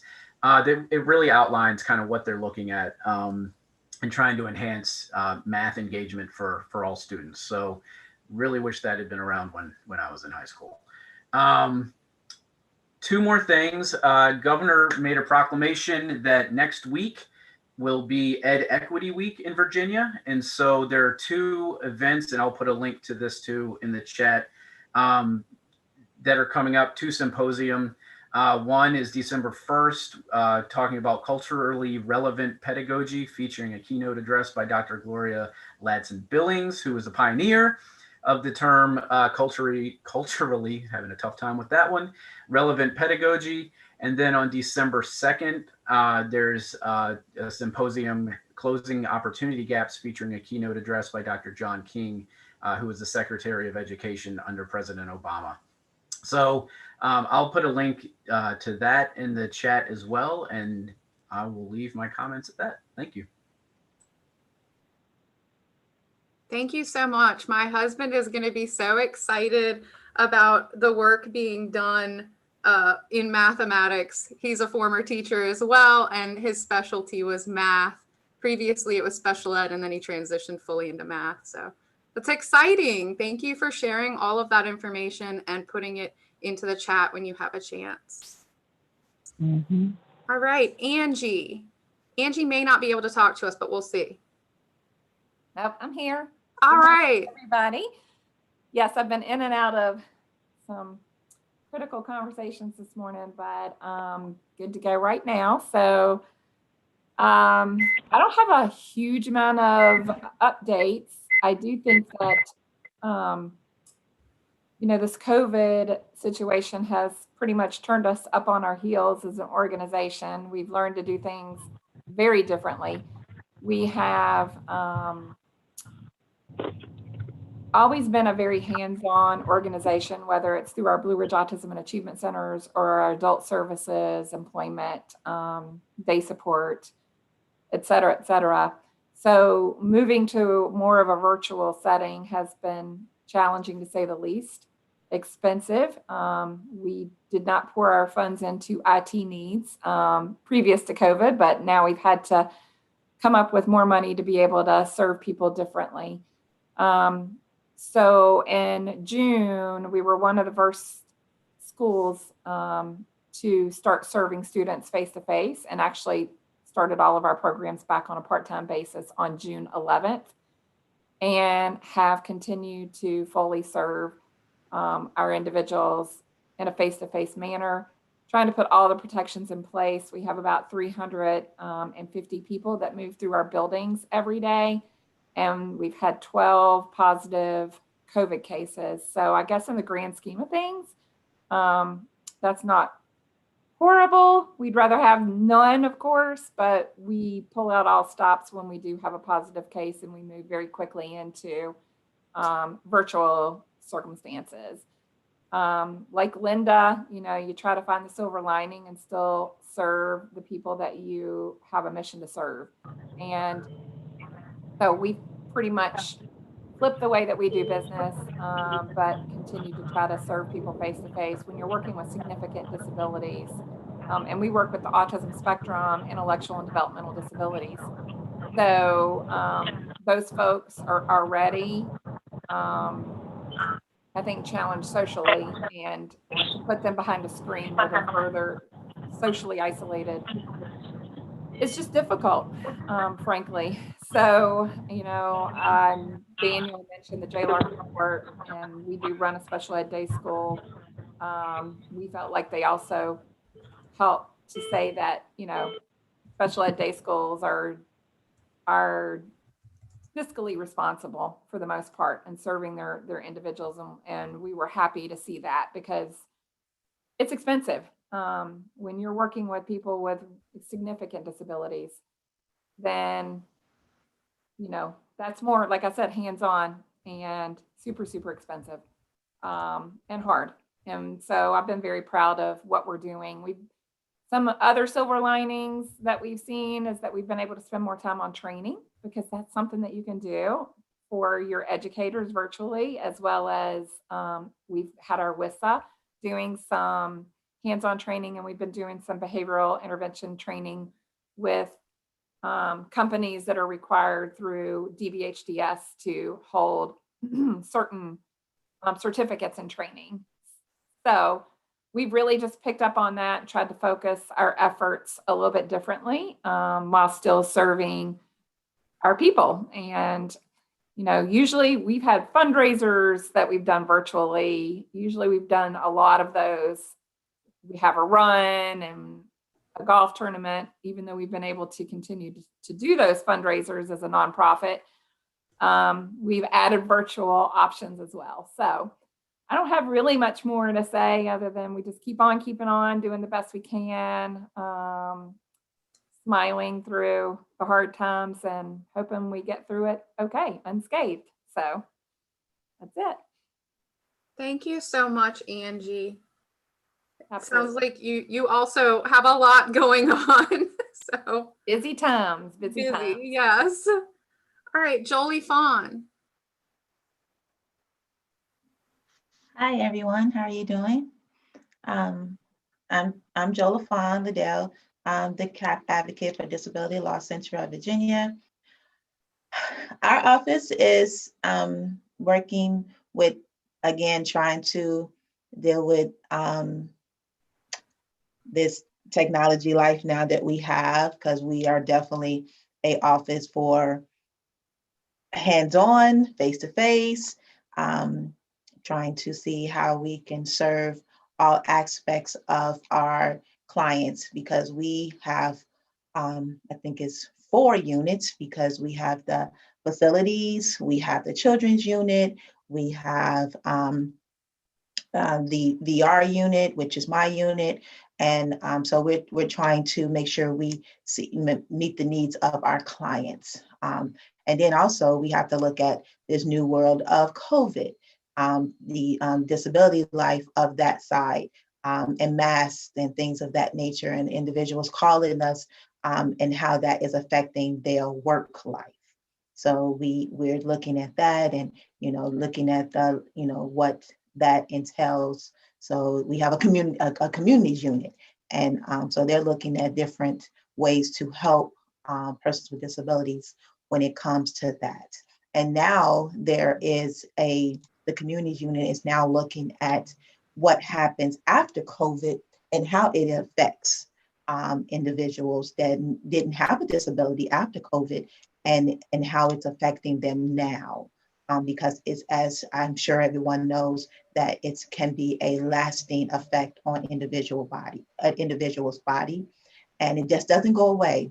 You can have effects later on, and maybe even a disability after that, after having COVID. And I know it all too well now that I have recovering from COVID myself. So, and I have issues that I didn't have after COVID. Pretty much being a healthy woman, I now have issues that I didn't have after. So we're looking at those things and how we can help callers that are calling us now with COVID and issues on their jobs, and how to relate to them now. And I think that's all I have for today. Thank you. I'm so glad that you are on the other side of COVID, and although you have lasting effects, I'm just very happy that you are on the other side of it. And I hope that you continue to get better with time. There are so many unknowns. So thank you for sharing that. Yes. Thank you. Yeah, thank you so much. Me too. But I hope everyone continue to stay healthy and do what you can to stay safe. Absolutely. Thank you for that timeless reminder too. All right, Dan Lufkin. Good morning, everyone. Dan Lufkin, the president at Paul D. Camp Community College, and also serve on the Virginia Board for Workforce Development. And it's just been an absolute pleasure learning about the council and DARS and all the good work that you do. So trying to move that forward, and really, as Billy alluded to earlier, I've picked up, this has just been my third meeting, but I've really picked up, on the priorities of collaboration, awareness, building partnerships. So about a week ago, I called Carla Kimbrough at the Virginia Community College System, a colleague of mine, and she is a diversity and strategic recruitment manager. And I just asked, what do we do to recruit within the Virginia Community College System and all of our 23 colleges, individuals with disabilities? And she said, when an applicant applies, we provide accommodations. However, she would love to learn more to actively recruit for individuals with disabilities. So really that's it's more of a question. Who would I connect her with? Would that be you, Lauren? Would it be Dee Dee? She would like to have a meeting to just learn more and to see how we can collaborate and partner and share, an awareness of the good work that is done through this council and DARS. So I kind of throw that back to you to say, I'd like to make that connection. I just need some help doing it. Well, I'm always happy to help facilitate connections or to be the connecting point. I think that Dee Dee may still be on, and I know that Catherine Harrison is on, and they may have ideas for furthering that request and getting it to exactly the right place. Lauren, I am still on, just with my face back on for everybody. Dan, so excited to hear that. I'm very grateful that you're a part of the council, but you can have her send me an email and I'll be more than happy to connect with our team down in that area and let's get things started. Thanks so much for that desire and initiative. Wonderful, Dee Dee. I'll do that. Awesome. And Dan, I'll make sure that you have Dee Dee's email address. That was my next question. You must be clairvoyant. Thank you.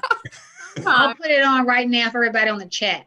Oh, perfect. Thank you so much, Dee Dee. Thank you. Okay. That concludes my report. Thank you, Dan. So much. All right, Dawn. Good morning, everybody. This is Dawn Mosley, District Pre-Employment Counselor for DARS in the Capital District. Not too much of an update. We're deep into school.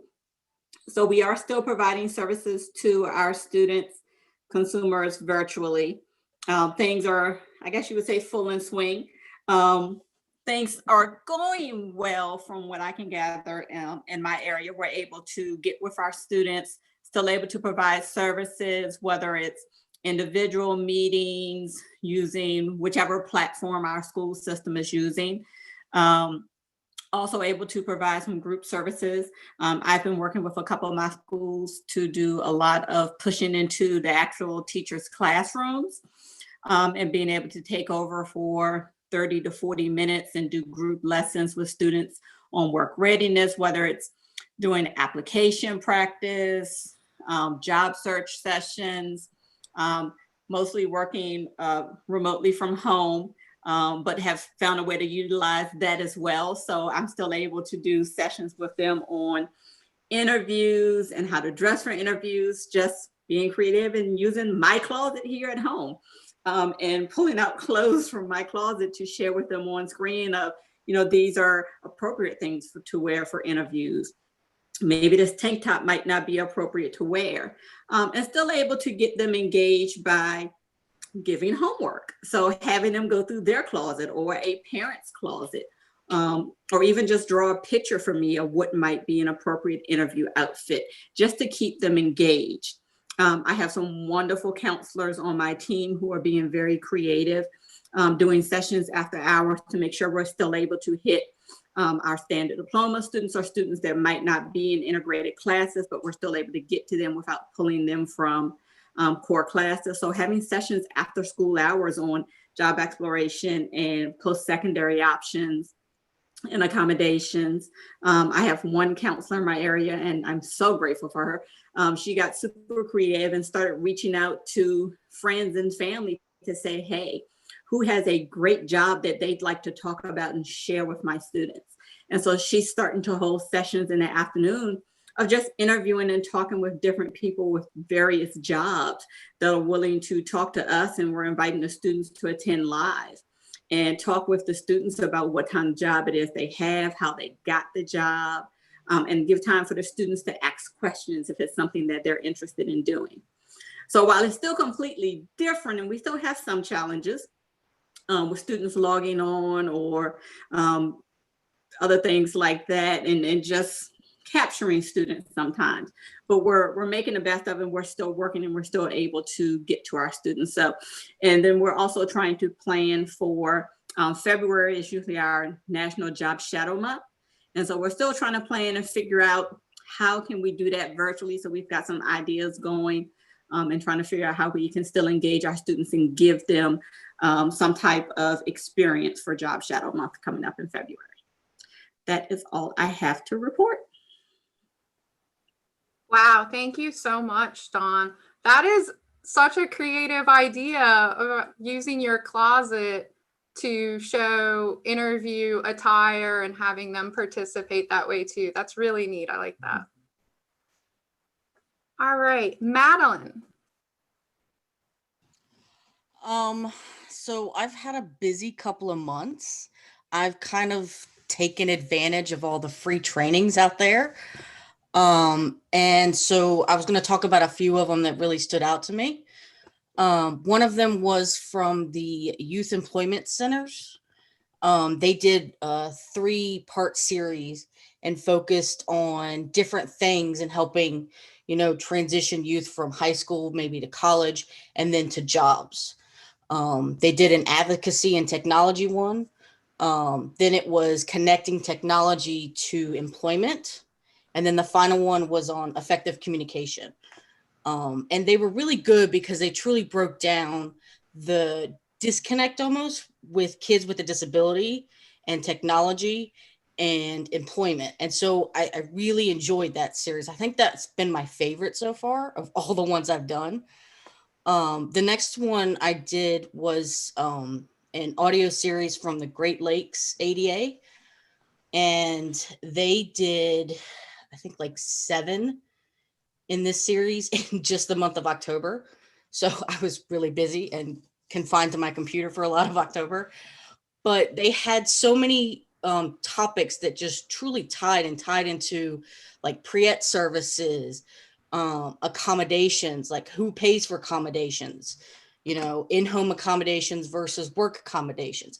And it was really interesting to see like the almost group discussion within the chat of a lot of these webinars, and also the information provided by the speakers and how sometimes they contradicted and they would address that, which I appreciated, because, you know, what we do in Virginia doesn't match what's done in Idaho.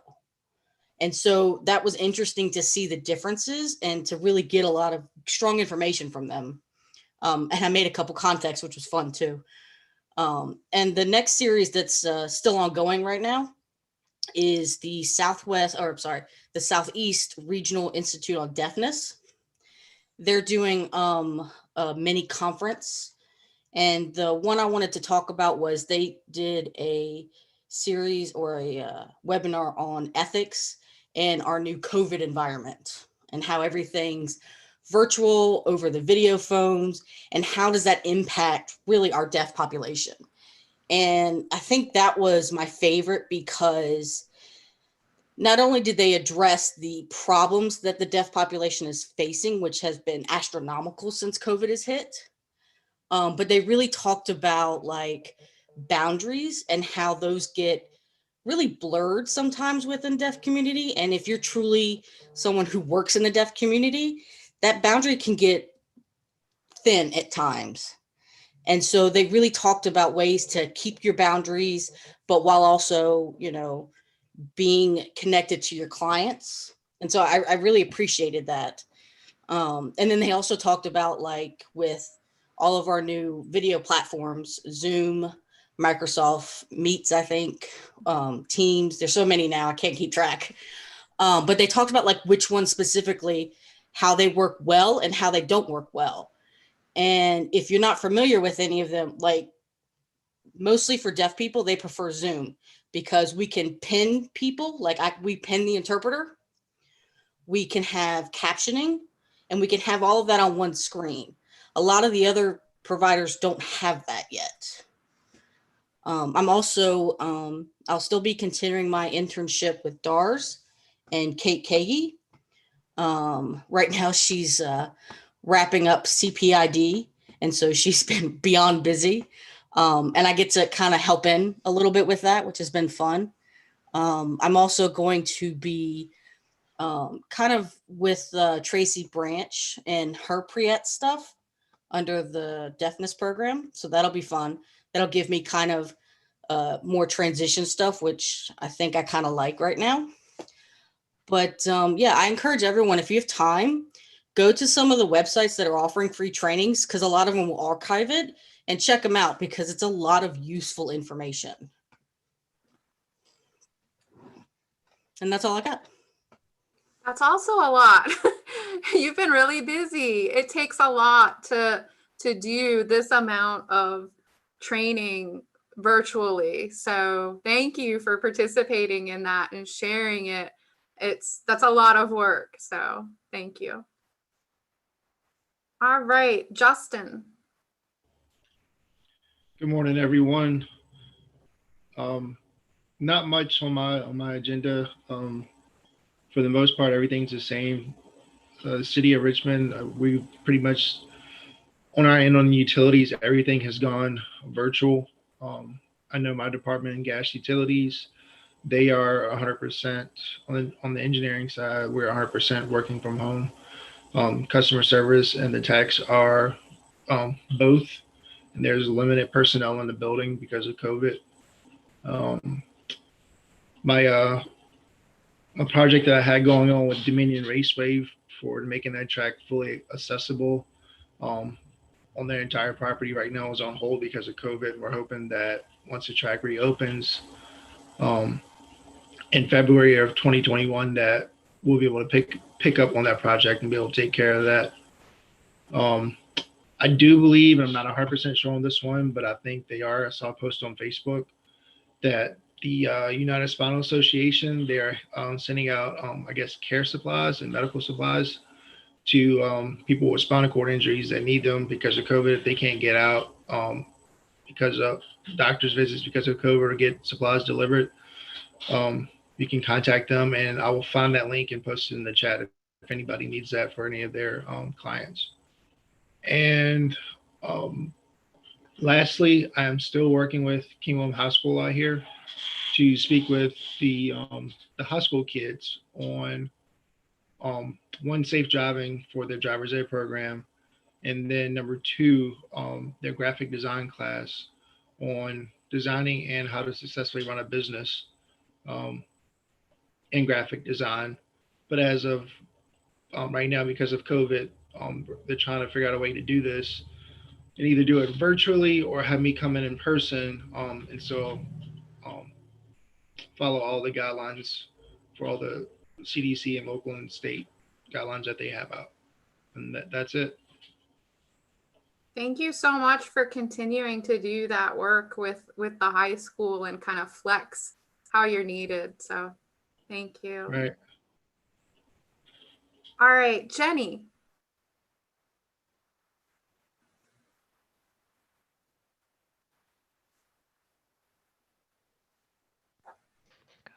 Okay. Hi, yes, this is Jenny. Good morning. So I was really pleased to participate last Monday and today and hearing all of the everybody speak. It's been very enjoyable. So the Virginia Association of the Deaf is going to have a meeting December 12th. That's also going to be via Zoom. And I know last Monday we talked about, I talked about the new law in Virginia that was passed actually in 2019, changing the terminology of hearing impaired to deaf, hard of hearing, and people with hearing loss. That's HB 1237, and that was passed in 2019. Governor signed it in March. And so, you know, because advocating for yourself is very important, and that's how we get things changed in the system. So in the General Assembly, it is all online now. There's a lot of people who have been providing testimonies through blogs or through online services, but the information for deaf and hard of hearing people isn't there. And so we haven't been able to set that up yet. They have interpreters there, they have translators there. And some of the information through the General Assembly is captioned, but not always that well. So they're using artificial intelligence. And so, by the way, Zoom has very good captioning, but it's one line. And so sometimes you need to have more than one line because it's harder to read that way. I don't know if you can do that on Zoom. But Lead K, language acquisition for deaf children, we're on our 5th 2021 General Assembly. And basically, we're asking for, language assessment, English, ASL, trying to track parents and provide resources to parents. And, you know, we're trying to bring the ASL for the spoken English, and we want to make sure that we're paralleling ASL with that. So that's all I have for now. Thank you so much, Jenny. And thank you for giving us the exact House bill number. That's really useful for reference.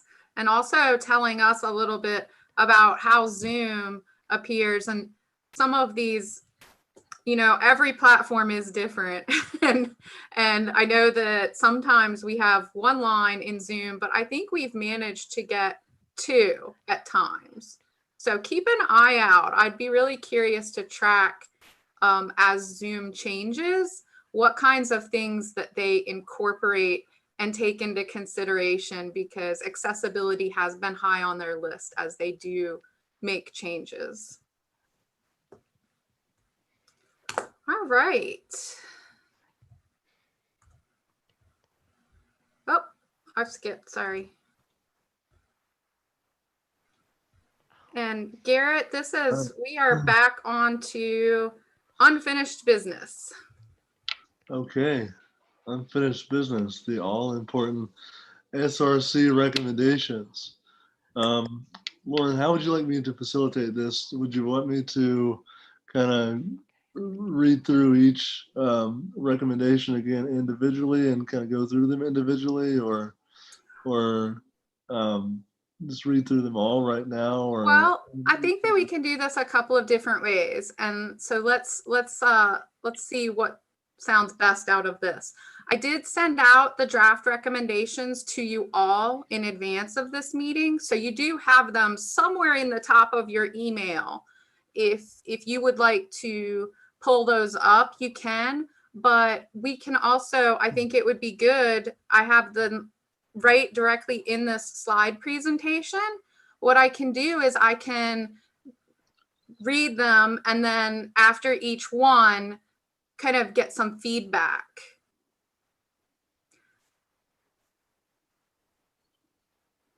I think that sounds good, as opposed to trying to read and digest them all at one time. Okay. All right. So as you heard from Garrett, these have been drafted very carefully, and Catherine Harrison and Commissioner Hayfield and Dee Dee Batten were all kind enough to come together and meet and really help to make sure that your ideas and what you were saying at the retreat made its way over to these draft recommendations. So I really want to thank them for that time and effort. And I'm hoping that you will find these to encompass all the things that you were talking about. So it starts with the median hourly wage for vocational rehabilitation consumers for federal fiscal year 2020 was $10.25, which is an improvement from previous years and continues to exceed the minimum wage. The SRC supports DARS in their commitment in partnership with consumers and their informed choice to provide services that prepare consumers with career pathways to enter the workforce in sustainable jobs with sustainable wages that decrease poverty, improve their economic quality of life and independence, and address their reliance on public benefits. The following SRC recommendations will help further these shared goals. And then bulleted out is where your actual formal recommendations start. So in the top, I've made sure that the wage information is in place, as well as career pathways. The first recommendation, the SRC requests continued briefings and additional information on WIOA performance measures, including the goals and targets established for these measures and DARS achievement towards those goals. In particular, DARS should examine the median wage performance in each district, looking at the demographics of our clients. So I'm going to stop for a second and let's get a little bit of feedback so far on how you guys feel about this. You can do this through chat. You can do this any number of ways.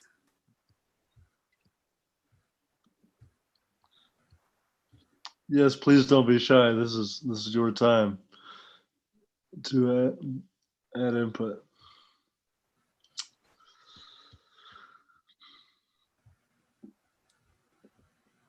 All right, I'm not hearing anything, which means it must be agreeable so far. So let's check out chat, because I think I have one thing showing up. Daniel Irwin, he says it looks good. Madeline Nunnally looks okay. So this is good. All right. Let's move on to the second recommendation and see how we feel after that. I'm playing with my screen a little bit, so don't mind me. I have to move around some of these boxes that show up. Equity in the provision of VR services is imperative. Equity includes excellence in services all across the Commonwealth. This will be important information for VR employees to have to provide effective services, and the SRC also recommends that this information be shared with them. DARS should examine the performance in each district, looking at the demographics of our clients. All right, let's see if Tammy chimed in that it looks good. How do we feel about the second one? This is a carryover. This isn't changed much, but it is split into smaller pieces, which I think will help it be more digestible overall. All right. So I'm not hearing any other comments. Let's move on. The SRC would like to continue to expand and further the coordination of its activities with other councils in Virginia, in particular, the Statewide Independent Living Council. This is a carryover from last year's recommendations. And I think that this is going to have a lot of reporting activity next year. You're making great headway on this. So it seemed like a natural one to keep in its place. Yes, and is there any other other councils that we would want to consider including there as well, or do we just want to keep it with the State Independent Living Council?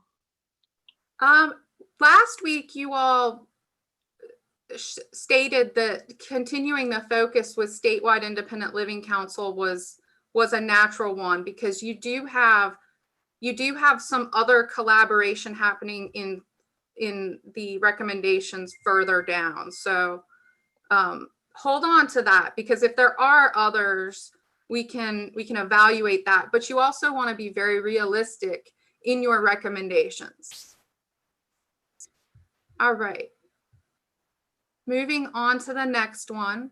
The SRC recommends that DARS continue collaborative efforts with Centers for Independent Living and other community partners to offer financial empowerment education and skill building opportunities to the larger public. That's a new one. So this is a good time to give me some feedback on how you feel about this one.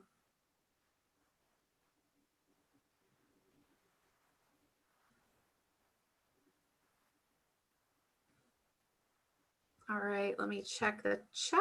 Oh.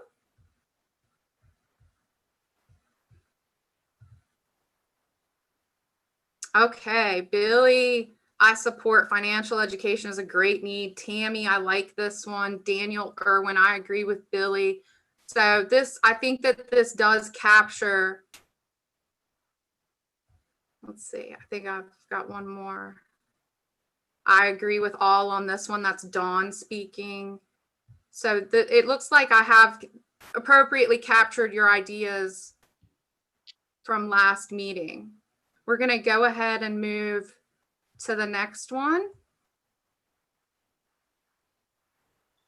The SRC would like DARS, including WWRC, to continue implementing viable programs to bring virtual VR resources and education to Virginians who could benefit from remote learning and services. This felt like a natural one given everything that's going on, and you all really did emphasize that you would like to see this continue even beyond COVID. Lauren, if I may interject, is anyone else having trouble seeing their screen? My screen, for some reason, just turned into, well, I can't even read what's on screen anymore. It's being shared. I mean, I can, obviously pull it up in my email, but I just didn't know if anyone else was having trouble. Yes, I keep getting a blue box across the screen. Let me see what happens if I stop sharing for a second, okay?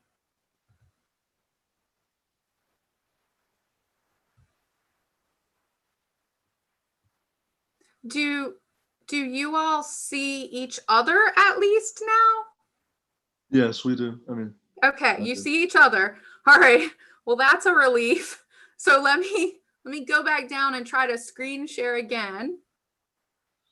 These things happen. What can I say?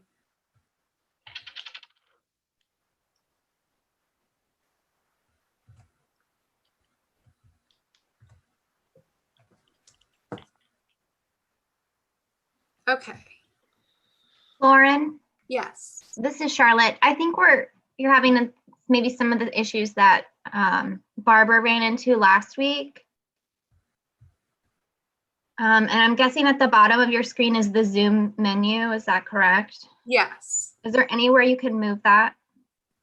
I'm going to try to move that out of.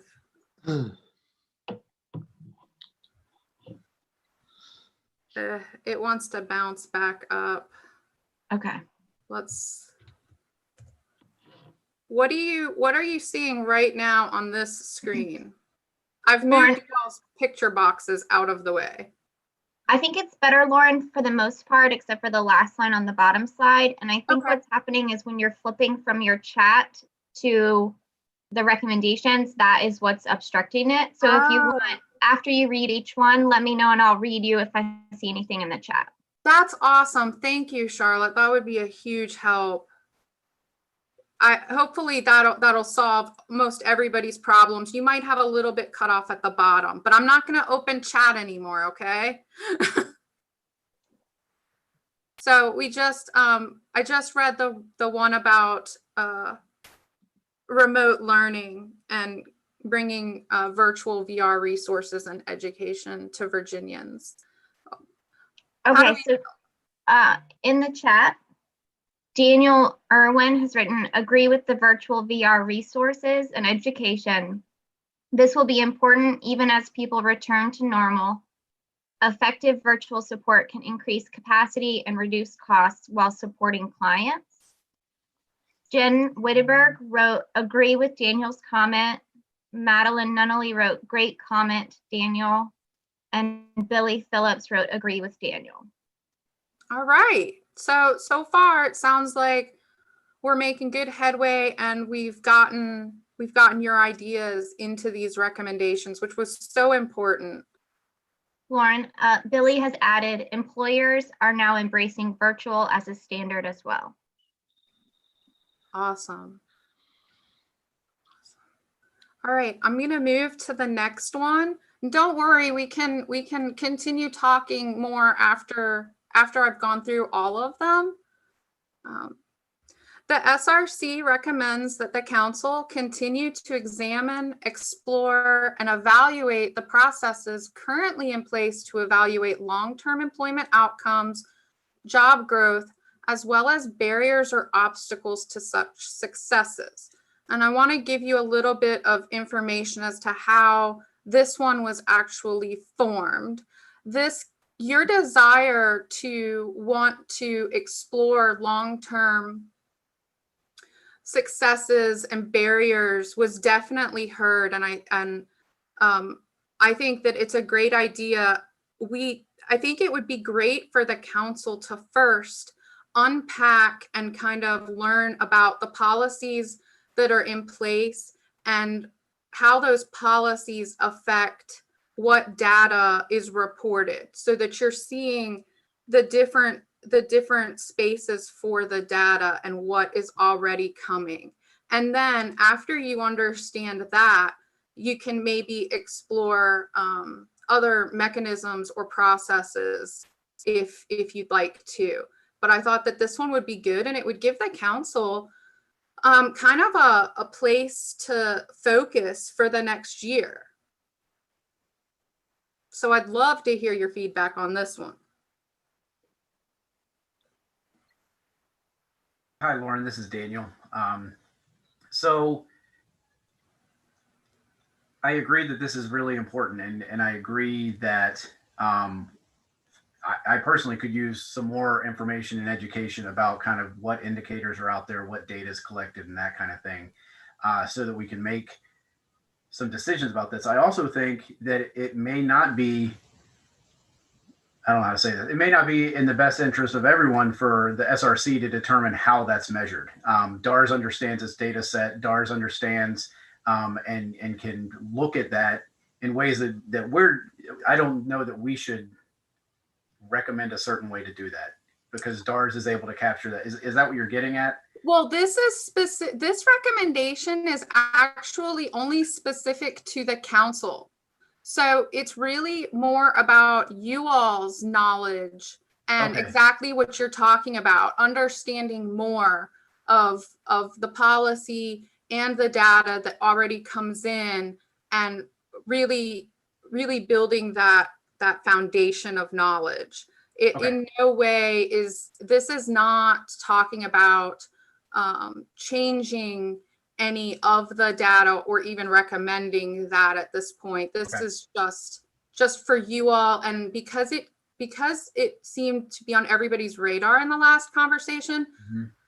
I figured that it never hurts to have a focus for the council for the next year, so that we always have something to kind of circle back to and really land on. Great, thank you. Got it. Sure. Lauren, this is Charlotte. You have a comment in the chat from Dawn Mosley. Lauren, I definitely agree that the policy on where the data is coming from will help in fleshing this out more.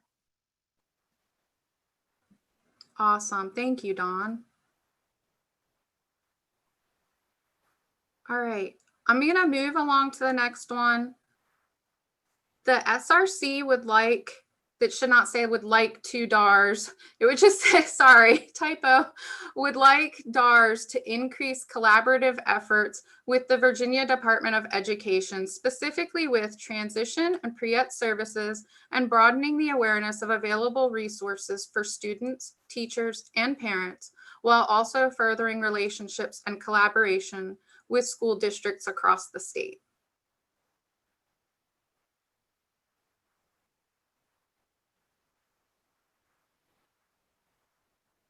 And Daniel, I think that this builds heavily on what you pointed out in the retreat meeting.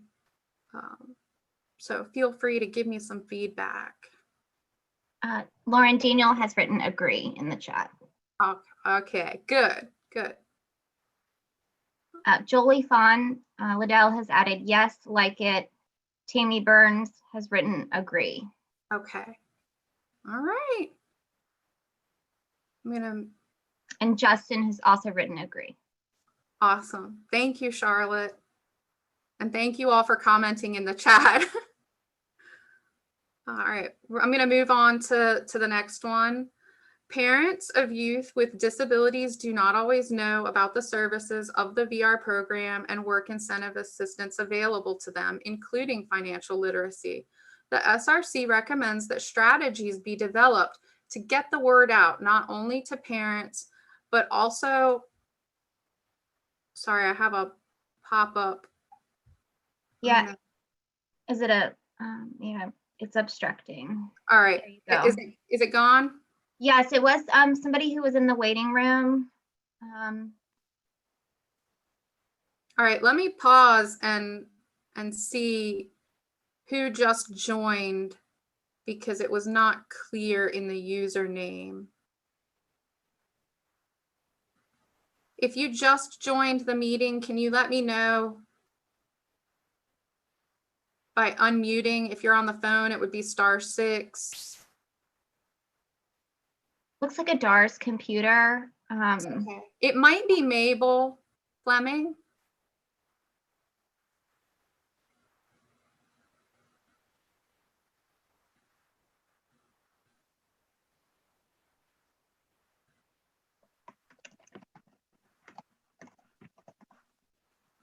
Charlotte, I'm sure you're already messaging. If you could just send Yeah, them. I'm checking. I'm trying to check. Mhm. Okay.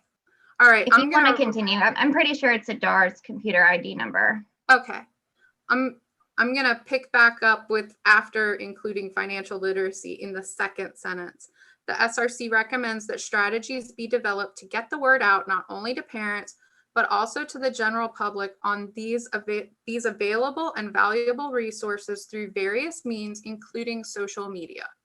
And this is a carryover, but it has been tweaked a little bit to be more targeted.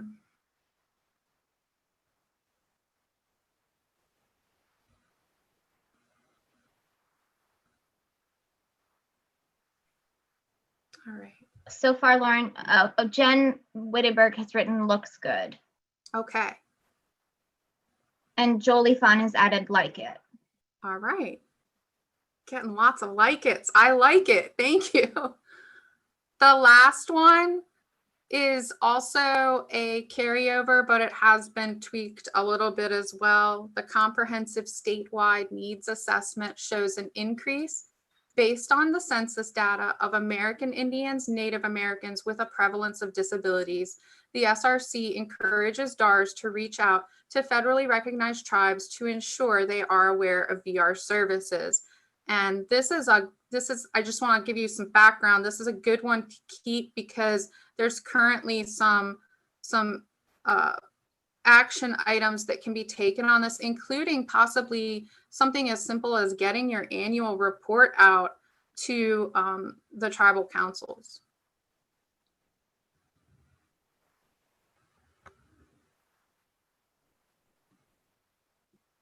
Lauren, you have a comment in the chat. Couple. Okay. Jen Wittenberg wrote, this was last year's recommendation. Curious what happened with it. We have 7 recognized Native Indian tribes in Virginia. And then Billy Phillips Cook has written, support. I find that there is a lack of awareness of available resources. Yeah, definitely.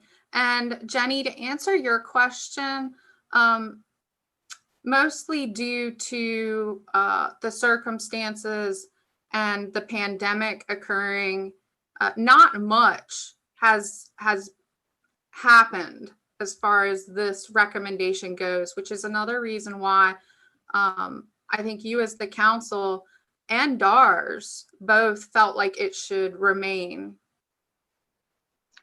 Lauren, Jolie Fawn has written, yes, keep it. All right. Lauren, one other, Dee Dee has written, we started working on this initiative last year, but agree with Lauren, we are continuing this goal and would like to keep this fun. Yeah, I just gotta say, you guys are so lucky to have, and I say this coming from the Statewide Independent Living Council and the SRC, it's always so refreshing to see how supportive your DSU is, DARS, in the efforts, and they really want to be challenged and have recommendations that continue to challenge the VR program. So I just want to thank them for that. Lauren, just to let you know, Mabel has joined the meeting. Okay, awesome. Thank you. So how do we feel about these? I know that I have a typo on this slide deck, but how do you feel about these recommendations? Because you do have to approve the recommendations that ultimately go into your annual report, which is being worked on. So.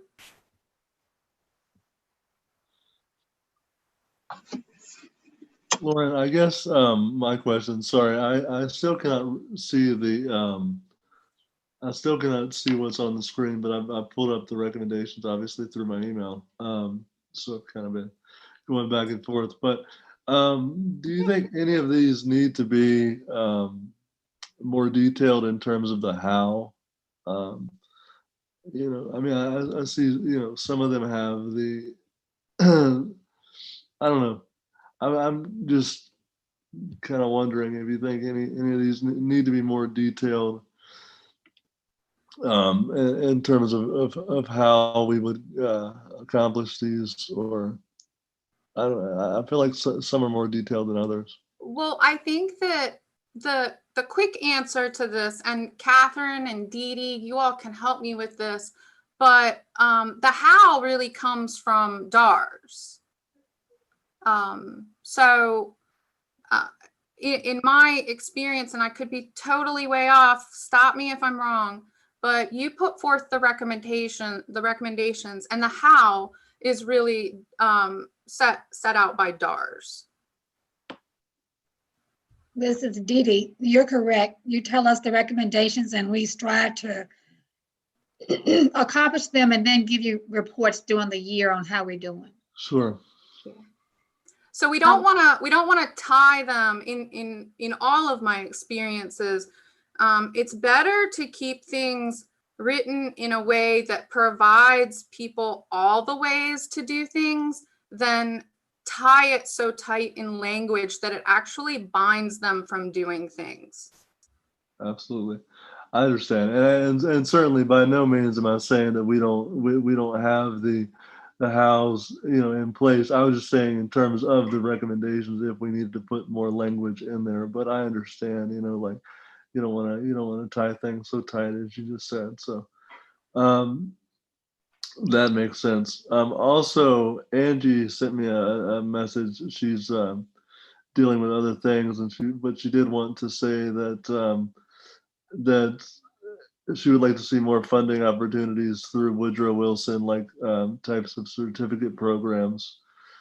Number one, and also she feels like it's important to delineate wage difference between NOVA and other regions, which I think is important as well. And I think we've kind of discussed those things. So yes, I'm going to bring that to your attention. The wage would be reported by district.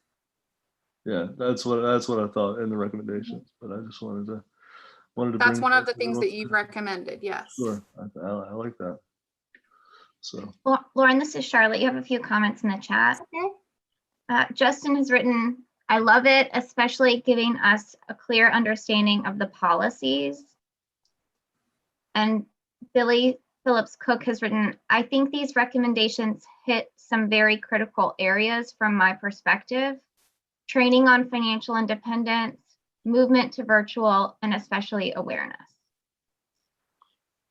Thank you so much. And I think that this list of recommendations really does take everything that you all have conveyed and put it into recommendations that are achievable, they're reasonable, it gives good direction. But anything that needs to be tweaked, let's tweak it so that you can hopefully today you all come together and either approve these or they do need to go in the annual report. So approving them would be optimal.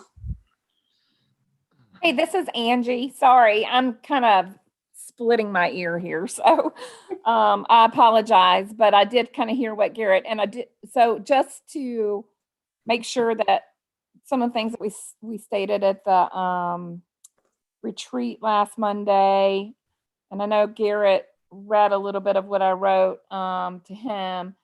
And, you know, when you say that we're reporting by district, I'm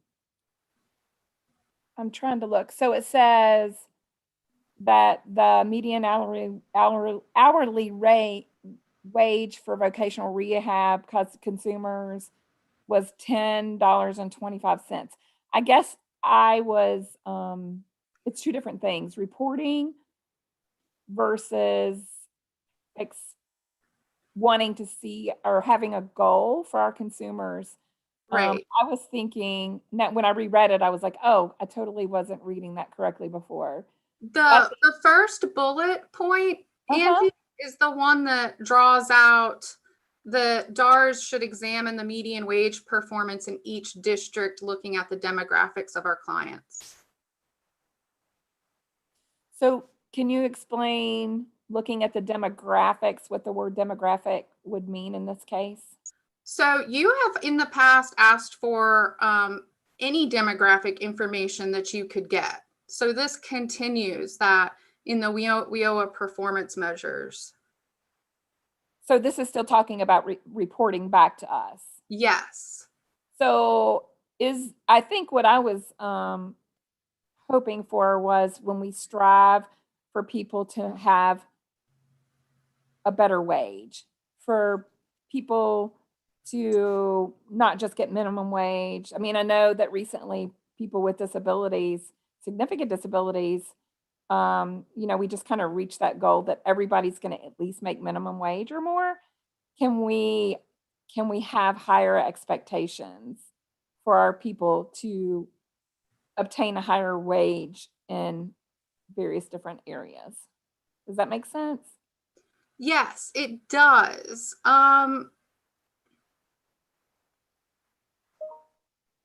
Lauren, I'll speak for a minute. This is Dee Dee. Angie, you're correct. Back in years past, and Catherine is on the call, we used to report different wages around the state based on geographic locations and economic opportunities. So we do have some of that information from years past and kind of re-examine how we looked at aligning different wages in different areas and divisions or districts, as Lauren is talking about, and maybe come back to you all and give you some information on that. We go with an overall medium wage now because of WIOA, but we still can look at each geographic district in terms of where the wages may be and kind of show you throughout the year how they're compatible to the wages in those geographic areas. I will say when we look at Northern Virginia, our wages are always higher from when you see on our scorecard in the past. And we did set limits for those areas. Some of the calculations though do not incorporate any federal hiring. So that may be a little screwed or not exactly correct, not screwed, but skewed.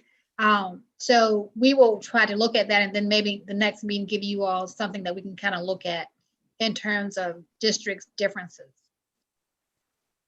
if that would help. Yeah, I guess I'm just trying to figure out a way that we can strive higher for higher wages. And that was more of what I was going to versus the reporting portion of things. 1025 to me is pretty good for our area.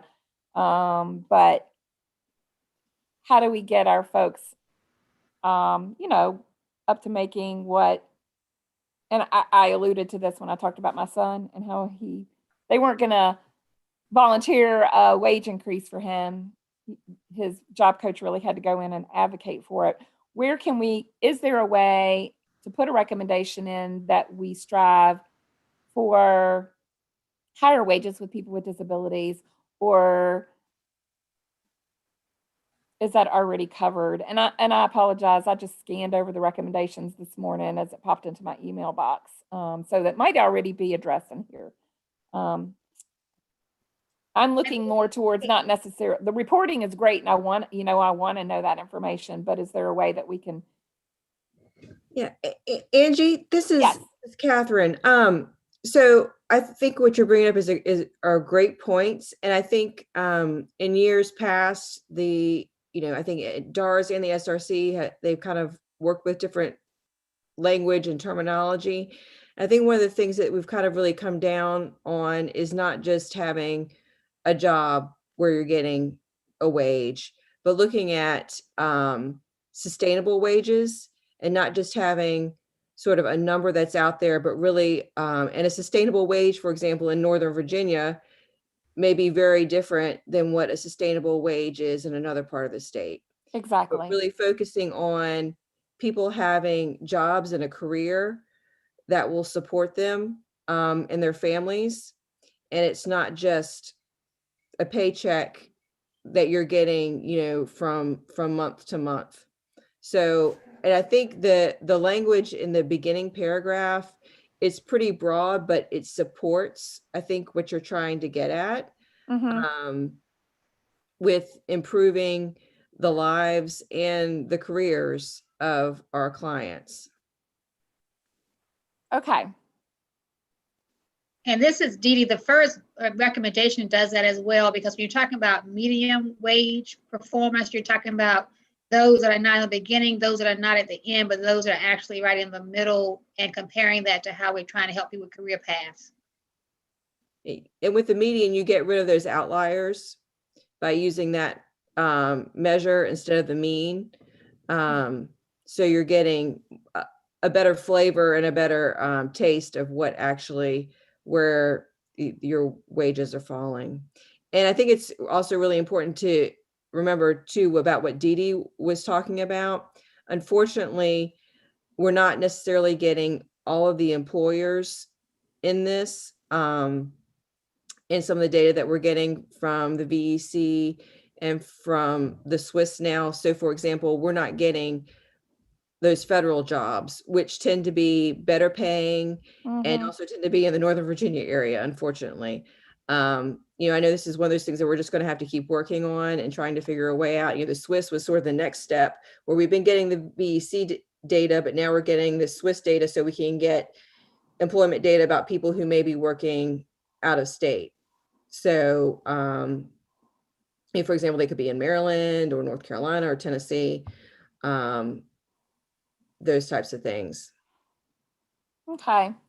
Yeah, it is broad, and I guess that's where I don't want it to get lost. It's so important that we continue to focus on, it wasn't too many years ago that there were workshops, right? Or these individuals who were making less than minimum wage. And so I just want to keep making sure that that continually is a factor, that we continue to push for not just only, minimum wage, but better and better. And if you feel like that DARS is, got this and it's in there, then that's great. I just, I don't want it to get lost. You know what I mean?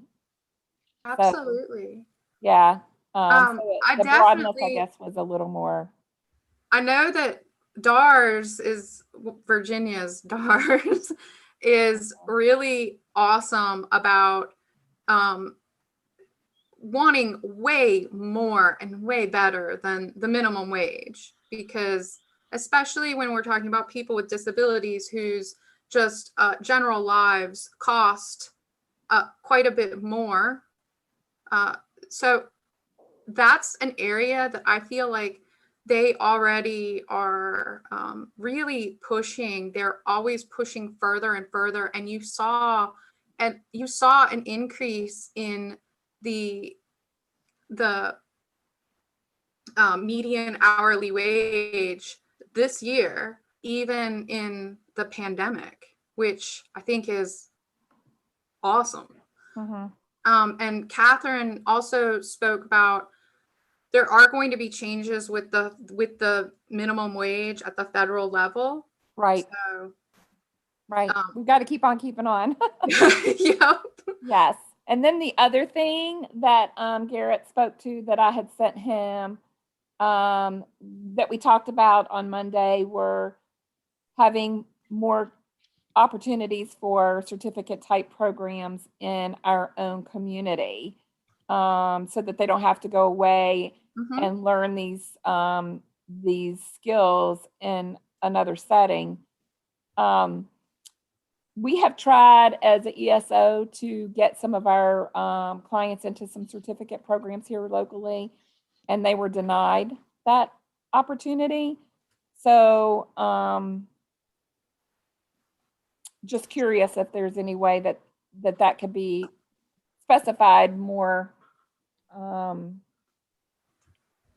or if you think that's covered in here too, that I missed somewhere. Well, the recommendation for DARS as well as WRC looking into more extensive viable programs to bring virtual VR resources and education to Virginians, just Virginians as a whole, who could benefit from remote learning and services, as well as the career pathways language in the start of the preface of your recommendations, I think lend itself to strengthen that area.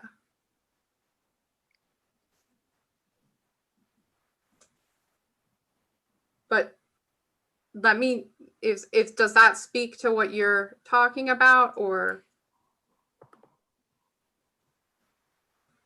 So could you tell me which bullet point you're looking at? I am on 3, 4, 5, looks like. I have them all on different screens. Oh, so okay. It starts with the SRC would like DARS, including WWRC, to continue implementing viable programs to bring virtual VR resources and education to Virginians who could benefit from remote learning and services. Is it on the screen, Lauren, right now? That's the second second one. Screen. I'm not sure if everybody is able to see it because we're having some. Oh, I see it. You said it's the second one. Yeah, it's the second one on the current screen. The other thing I think to keep in mind, even if the SRC decides not to put it in a formalized, recommendation, is that the WIOA measures are pushing us that way anyway, with the requirement for the measurable skills gains and also the credential attainment. We're very concerned and interested in making sure that our clients have those opportunities. The first negotiated measure that we now have is around measurable skills gains, which is going to be directly correlated as well as the credential attainment with people being able to have access to those types of programs. So when I read the second bullet just to point, give you I some see it background really about honed in. what's also going on sort of behind the scenes too, as well with that. Lauren, this is Charlotte. I just want you to know you do have a few comments in the chat whenever you're ready for that. Angie, were you saying something before? Yeah, I'm sorry. I thought Catherine had finished, but I talked over her. I apologize for that. You're okay. No, I just said when I read that second one, it seems very much surrounding virtual opportunities, and I'm talking about physical opportunities too. So outside of the COVID world and outside of virtual, when you have people with more significant disabilities who have a hard time, even being away from their homes, being able to navigate another situation in itself is a super difficult challenge. So to go in and learn a skill, I'm talking about much more than just virtual. So maybe if we could make it a little more inclusive of, is it possible for us to make it more inclusive of just community-based instruction versus just more of the virtual? Or tying it into what Catherine was saying about WIOA, just putting some stronger language in there. And I think that, what Pam said when we were talking about the wage too, the word examine could be a little stronger. So I think maybe that's what I'm trying to get at in both points, is that if we could get just a little bit stronger language.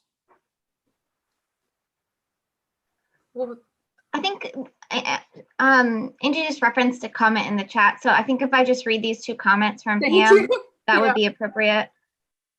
So Pam writes that this list of recommendations is the most I have seen since I served on the SRC. And this is more than usual, but I support them since there is carryover from previous years.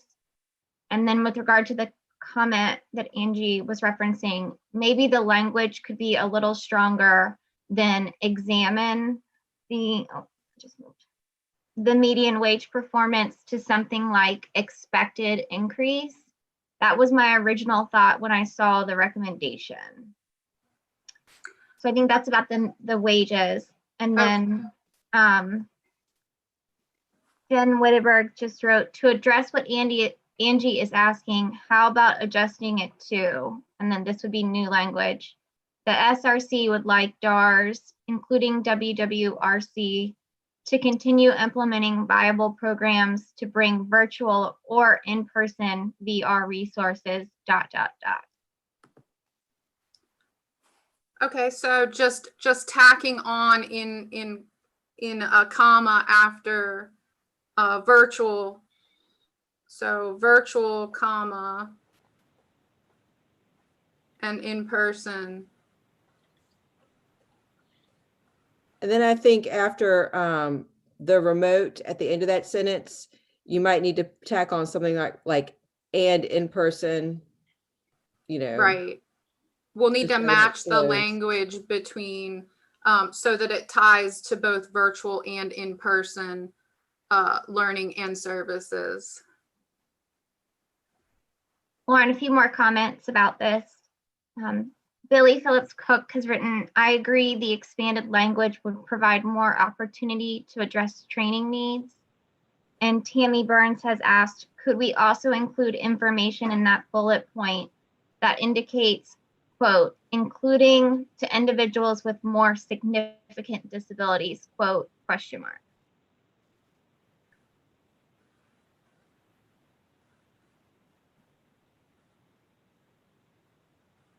And this is Tammy. I guess what I'm saying there is I agree with Angie that oftentimes the programs for individuals with more significant disabilities or the most significant disabilities, they don't tend to fit in the credentialing programs very well as they're designed. So maybe just making a statement somewhere that says, you know, that we're including those individuals in this recommendation.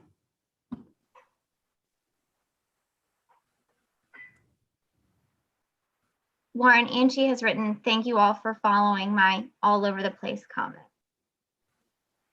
You're good, Angie. Thank you. All right, so you all would like more substantial language than just Virginians. You would like to see something regarding Virginians with significant disabilities.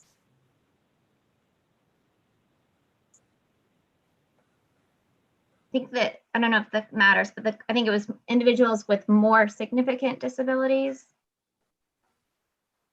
Tammy, I don't know if you want to. Yeah, I'm not sure that the more mattered or even the most significant. I mean, just it's those individuals, as Angie said, who have difficulty being away from home or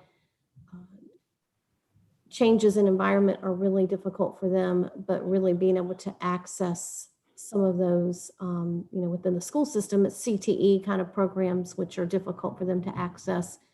And then, you know, some of the credentialing programs out in the adult world as well. All right, time for everybody to chime in through chat or if you'd like to speak about adding not only just in person along with VR, but also possibly Virginians with significant disabilities.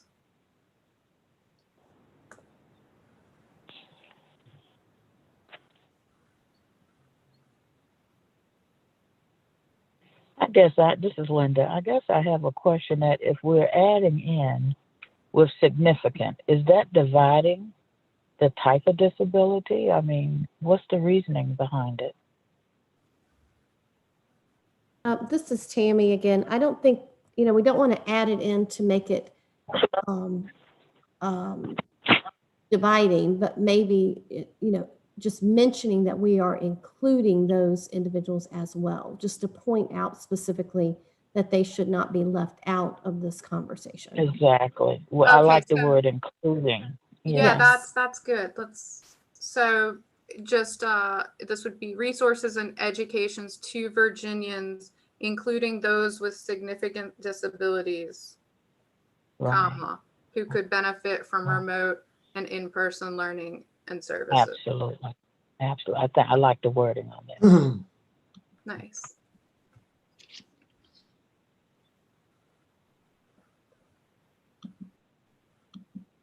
All right. Lauren, Yes. John Mosley has written, I agree with adding in person so we capture all forms of programming options. Awesome. I've got that.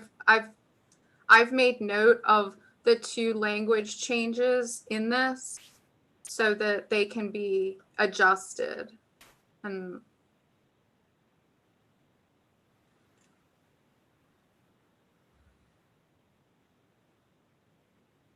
so your recommendation now includes in person, but it also includes including those with significant disabilities.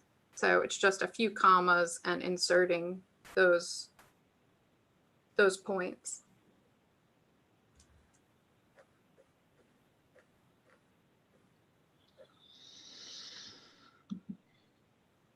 So how do you all feel about the recommendations now with those changes?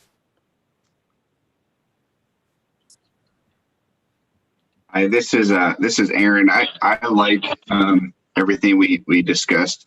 The one thing, and I know we've got a lot of recommendations in here, so this may be just a statement and just something that we discuss in further meetings, but it seems like the other piece of the puzzle is on the business side.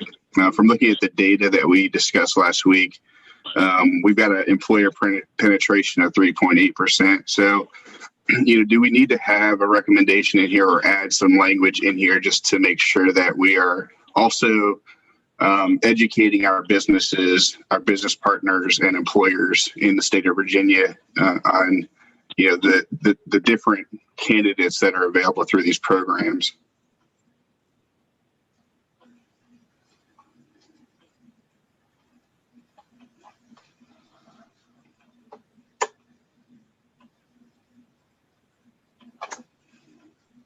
Lauren, just a couple of other comments on the chat. Daniel Irwin and Justin have both written, looks good. Billy Phillips Cook wrote, I support these changes. I believe that may be covered in the awareness area, which I think relates to Aaron's recent comment. Yes. I think you could add another one, but I want you all to be, I'd rather you all be a little conservative with how many recommendations you put forth, because you need to also consider that some of these are carryovers from last year, and they're carryovers because the pandemic kind of interrupted things for quite a while. And while things are getting back on track, you don't want to add so much to it that when you are reporting on this next year, there are things that just fall off. Understood. Yeah, and it may be something that we just keep top of mind to make sure that we're discussing, because, I would love to see that number continue to rise, but part of that may play into, just the awareness. So like Billy mentioned, probably just making sure that that's covered in that awareness piece. Yeah, definitely. And these ideas, I want you to keep them. If they don't go into these recommendations, please keep them somewhere written down to revisit throughout the next year, because maybe this is something that would be a good recommendation next year. Lauren, this is Charlotte. I'm going to take, there's several comments in the chat. I think I'm going to take them in order that they're related. So first, Pam has written, did you get my point about stronger language for median wage? I do realize each demographic is different, but we could still have expectations for higher wages. And Angie, in response to that, wrote, I agree, Pam. Then real quick before, Madeline Nunnally has written, excellent point, Lauren. Things will be harder for at least another year. And then we did have a comment from Jen Whittyberg about making a motion to accept this with the added words and fixing the typos. So, but that didn't address Pam's comment about the median wages, I don't think.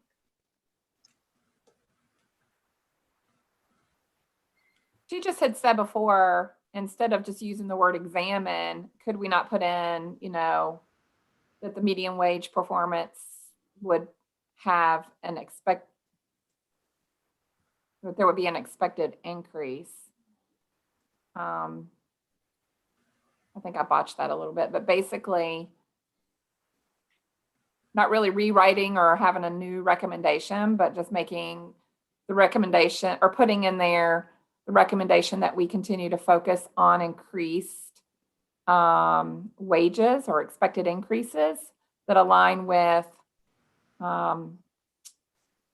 the increase we're going to see overall in minimum wage. I know that DARS is already looking on that and doing that. So which bullet point are you talking about specifically, Angie? Is it Dan says it's the first one. I think go to the other slide, Lauren. Yeah. And so I think it is where it says in particular, DARS should examine the median wage performance.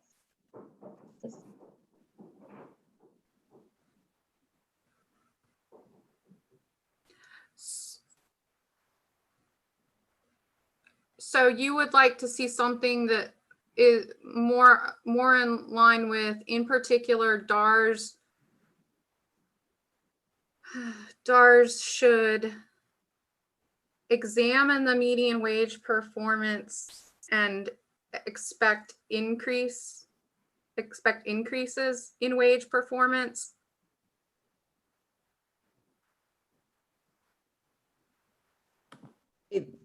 This is just maybe just an example, or take it or leave it. So that last sentence where it says in particular, DARS should examine the median wage performance in each district, looking at the demographics of our clients, comma, with the expectation, and then you can kind of insert what the SRC would like. Okay, that would be good. That would be a good way to handle this. So at the end, looking at the demographics of our clients, and then comma, with the expectation that, and Angie, could you maybe repeat for me the language that you, because I can't look at the chat right now. I'm sorry. Oh, I was typing in the chat. With the expectation that clients, I know you want to, like, that might not be your word, consumers would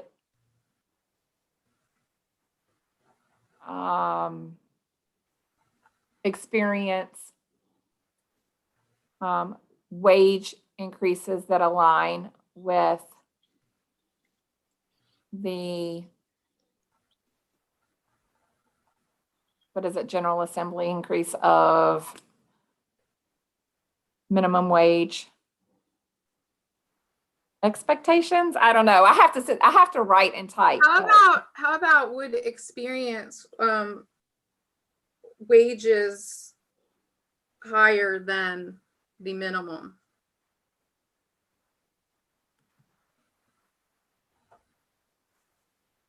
Dee Dee and Catherine, what do y'all think? This is Dee Dee. I think you can ask or expect to see an increase, but it all is a ripple effect. If clients do not want to work longer hours, or they want jobs that are still at what would be an increase in minimum wage, then we will see the medium is going to be still somewhere in the middle, which should be over what the federal performance here is and now. So I said you can say DARS should examine the median wage performance in each district, looking at the demographics of our clients, comma, with the expectations of minimum wages increasing, the median wage performance will increase. Yeah, all right. Median wage performance increase. I just want the expectations to be there and remain there, because I think that they can sit at minimum wage no matter what that is forever and ever, because, you know, for whatever reason. If we're really doing good career pathways planning, that would only be the entry level.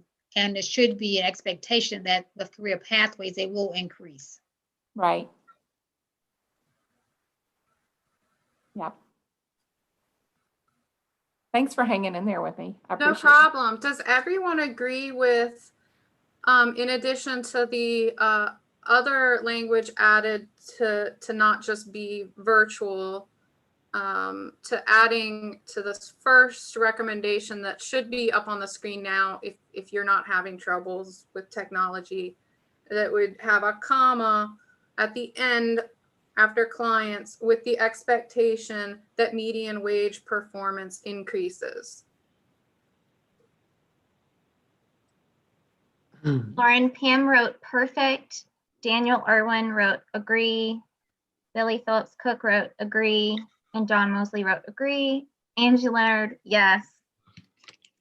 Jolie Vaughn Liddell, yes. Dan Lufkin, agree. Awesome. Garrett Brumfield, yes, I agree. So with these changes, is there a motion to accept the recommendations as amended? Motion made. Who is that? I'm sorry. Angie. Second. Angie. Jolie Fawn, second. And I second. Okay, I've got Jolie Fawn beat you to it, Linda. You save that for next time. We're gonna do a roll call vote. All right. So get ready. It'll be in alphabetical order. Aaron Bassard. Yes. Garrett Brumfield. Yes. Tammy Burns. Yes. Pam Kobler. Yes. Billy Cook. Agree, yes. Linda Garris Bright. Yes. Daniel Irwin. Yes. Jolie Fawn. Jolie Fawn, you seconded. All right, let's see. Dan Lufkin. Yes. Dawn Mosley. Yes. Madeline Nunnally. Yes. Jenny Witteborg. Yes. And Justin Spurlock. Yes. All right. That passes unanimously. Thank you so much for you all's continued help in getting these exactly the way that you want them. Yes, thank you all so much. I know there was a lot to unpack, and I'm still struggling with technology issues over here, but I've got hopefully most people can see up on the screen. We don't have much time left. We used a big chunk of it on the recommendations, but at this time, I would like you to see what Betsy McElfresh has been working on as far as your annual report cover and the look of it. So, and you'll also get to see the theme. So Betsy, are you able to share? I will stop sharing. Yes. Oh, I can see everybody. Hi. Okay. Sure, I am ready.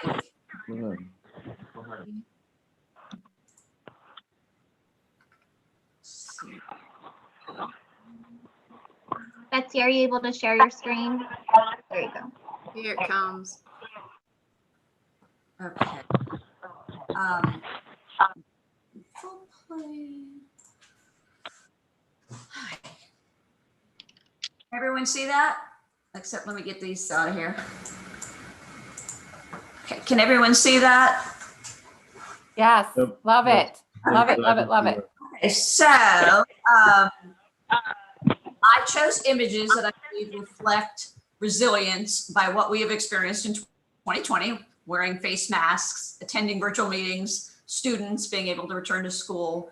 And this year has certainly been an anomaly, but the report will still, of course, adhere to the state rehabilitation counselors guidelines to present the information in a straightforward, easy to read format. And so I'll show you just a few of the inside pages to give you an idea of the layout. And we can go back to, but this is just Greeked information, so you can see out of the highlights.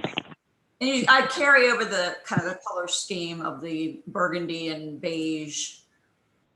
So that gives you an idea of, and I actually have a newer version of this, but I didn't save as a PDF. Okay.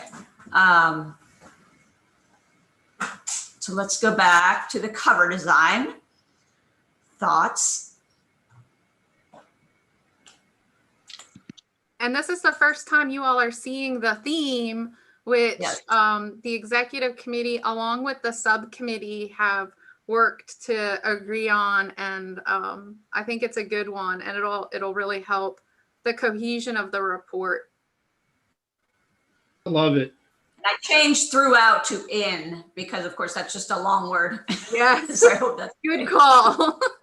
Good call. My editing. Okay. I love it. I have one recommendation. So like if you flip through the pages, is there a way, because DARS has a Facebook page and they have a Twitter, is there any way you could put like the Facebook hashtags at the bottom of each page so that keeps in their mind that we have a Facebook page, we have a Twitter, and people will see that as they're flipping through the pages? Even if it's just the Facebook and the Facebook icon, the Twitter icon, it doesn't actually have to have the link there, but just something reminds them that, hey, we do have a Facebook and a Twitter page. Absolutely. That's a great idea. I love it. Yes, I can, as long as you're okay with that. I didn't want to overdo the DARS promoting, but yeah, I mean, on the last page, certainly I could put all the icons under the information, like contact information. Yeah. Thank you. Yeah. Thanks for reminding me.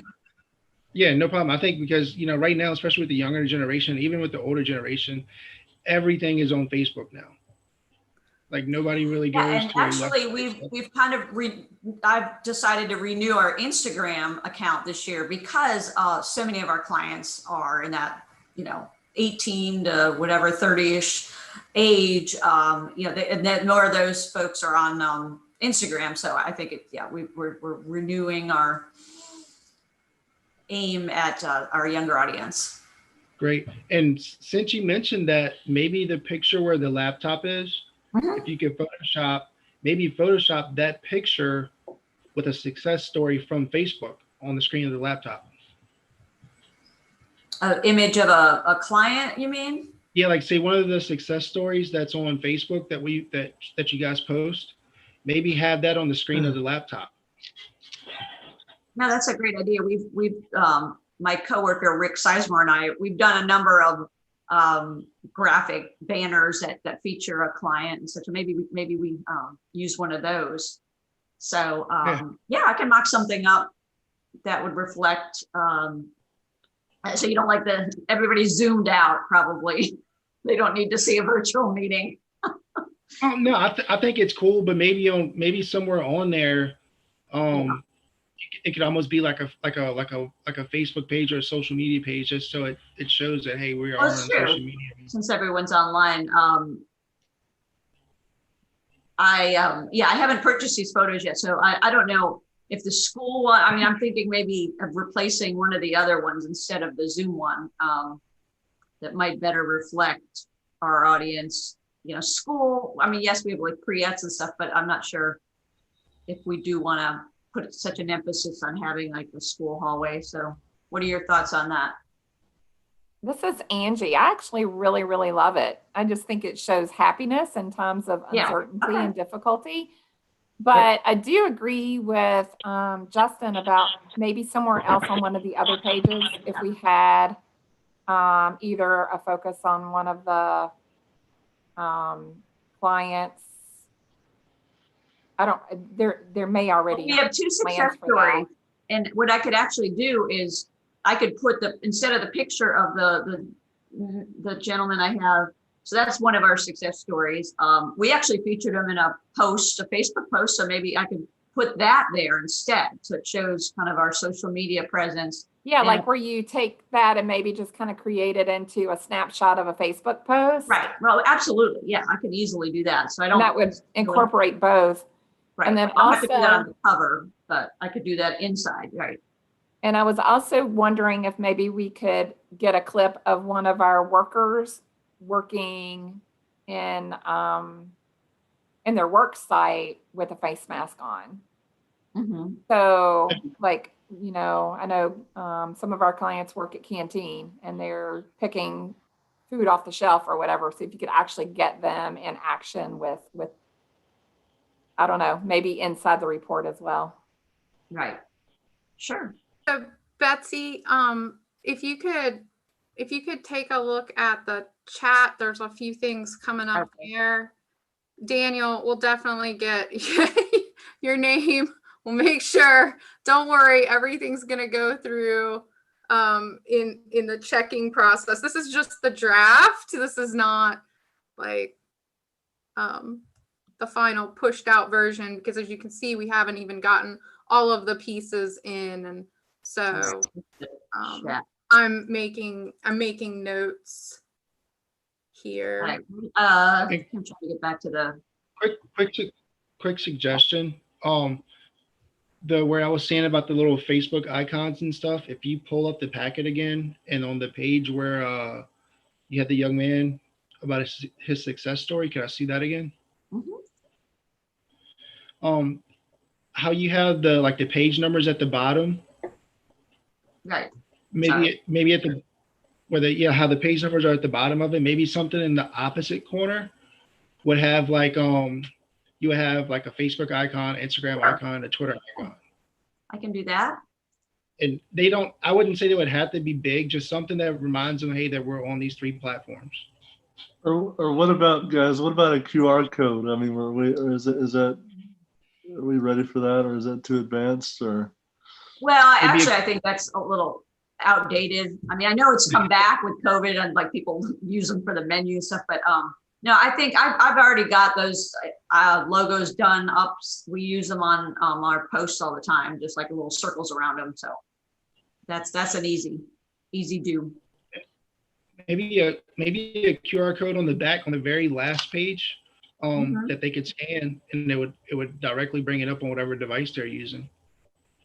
Right. There's plenty of room on this page too. I did add where to attend a meeting and the links there, but I think this is technically like the last page. So I love it. Can I hire you? Sure. You cannot have Betsy. You cannot, Justin. No. We're keeping Betsy. Right, and was there things in the chat? I apologize, I can't get to the chat right now.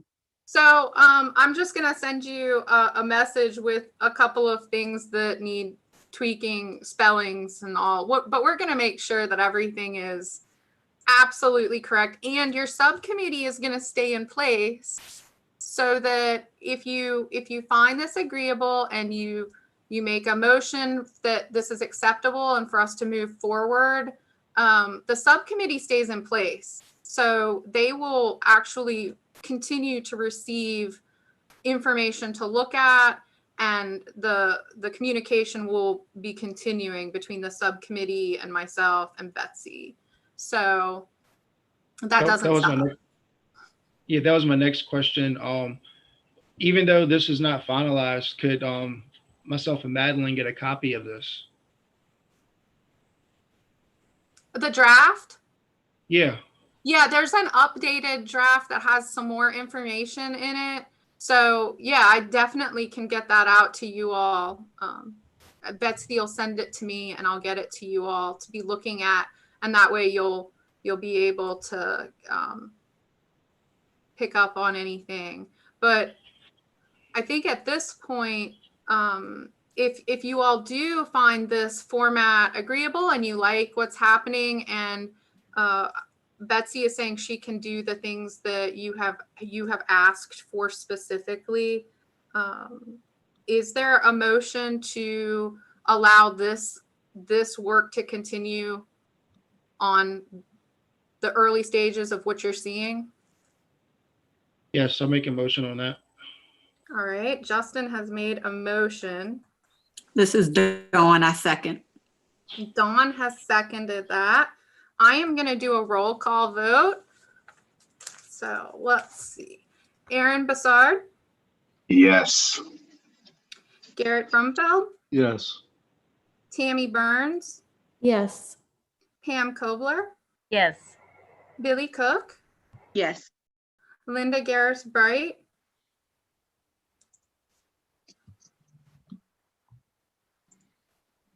she may Oh, not. yes. Oh, okay. Thank you, Yes, Linda. I had it muted. I'm sorry. You're okay. Daniel with an E. Irwin. It's yes, and it's Daniel with a W, Irwin, not Irvin. Oh, I thought you said we had made your E wrong in Daniel. So That was resilience with an E. okay, gotcha. Yeah, Okay, we've got to make your Irwin and not Irvin. Gotcha. And resilience. Jolie Fawn Liddell, Yes. Angie Leonard, Yes. Dan Lufkin, Yes. Madeline Nunnally, Yes. Jenny Witteborg. Yes. All right, thank you. It passed unanimously. Okay. Thank you for, the typos. I quickly spelled the resilience, so I will change that. I figured you weren't at that point anyway. It's one of those things. And Irwin. I think we had that problem last year too, where Irwin and not, Irwin. So. Happens all the time. Oh, I've scooted way forward. Sorry, let me scoot back. Okay, we are on to new business, and that is going to start with Charlotte and her 2020 Fair Hearings Report. You did receive the redacted decisions, the 3 redacted decisions. Charlotte? Sure. Thanks, Lauren. I'm here today presenting on behalf of Elizabeth Pataka, who would normally do this report. I did it for you all a couple of years ago, and so I'll be doing it today. And just forgive me, I'm going to look at my monitor over here. So I am with you. I'm just trying to make sure my notes are accurate. So this is the RSA 722 report covering federal fiscal year of 2020. So that ran from October 1, 2019 to September 30th, 2020. In terms of mediation, DARS received 3 requests for mediation. Those requests were all denied. For the impartial hearing process, DARS received 5 hearing requests. 1 request was denied because it was outside of the 60-day window to file an appeal. 1 request was withdrawn at the direction of the consumer before the hearing could take place. And 3 hearings proceeded and resulted in decisions favoring the agency. DARS received 1 request for a review of an impartial hearing officer's decision. That decision has been carried over to federal fiscal year 2021, so it's not included in this report. It was towards the end of the federal fiscal year. There were 0 civil actions. The types of complaints or issues that were involved in the disputes. So for the 3 mediation requests and the 5 impartial hearing requests, the cases included issues such as 4 were related to the nature, content, or scope of the IPE. 6 were related to the delivery of or quality of VR services. 4 related to the termination of services or a service record closure, and 2 related to other types of complaints or issues. And here the numbers are higher than the request because a request for mediation or an impartial hearing request could be on multiple topics. You should have, I think Lauren said, received 3 cases with redacted hearing decisions.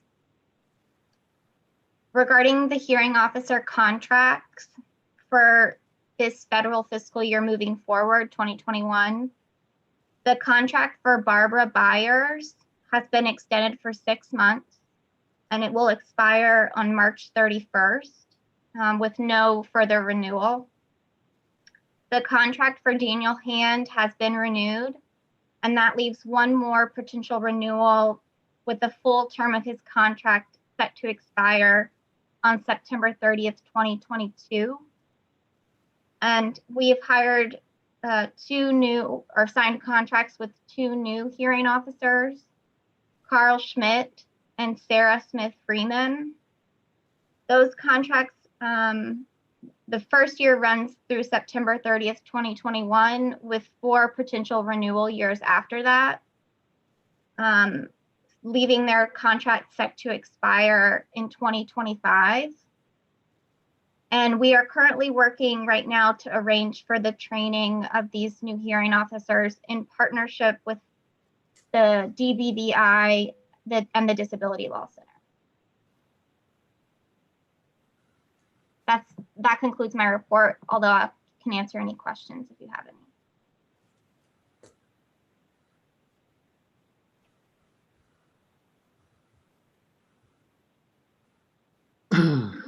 Thank you so much, Charlotte.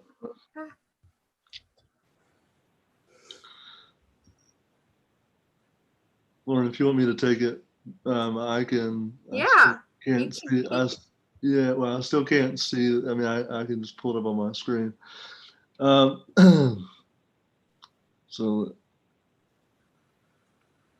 Lauren, now we're at the second terms for member at large. Yes, second terms for members at large. And these terms would specifically be done to align with the September terms of your officers so that you're not having to do this at 2 separate meetings. And so these second terms would be Jolie Fawn and Daniel continuing on through to September of 2021. And we would need a motion if that is how you would like to proceed.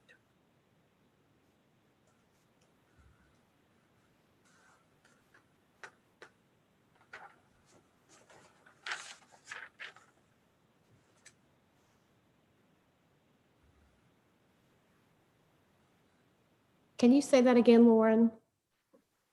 Second terms for members at large. Currently, your members at large on the executive committee are Daniel and Jolie Fawn, and they both would like to serve second terms. You all need to approve that through a motion and vote if that's how you would like to proceed. Hey, this is Pam. I'll make a motion. All right, Pam. And this is Tammy. I second. Thank you, Tammy. We will do a roll call vote again. Aaron Bassard. Yes. Garrett Brumfeld. Yes. Pam, oh, nope, gonna skip over you. Billy Cook. Agree. Linda Garris Bright. Yes. Daniel Irwin. Yes. Jolie Fawn Liddell. Yes. Angie Leonard. Yes. Dan Lufkin. Yes. Dawn Mosley. Yes. Madeline Nunnally. Yes. Justin Spurlock. Yes. And Jenny Whitteworth. Yes. All right, that is also unanimous. Thank you.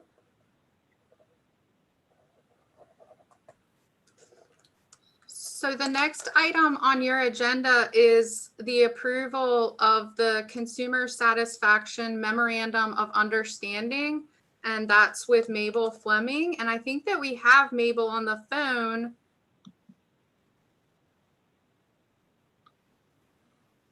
I sent this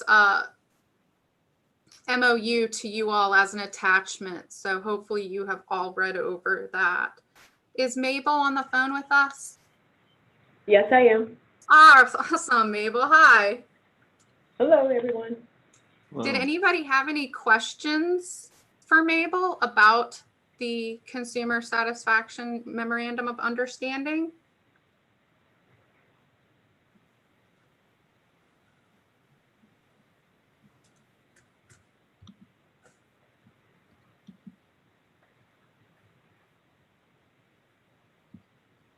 You can drop questions into chat too if you have any. If not, you all would need to approve this via a motion.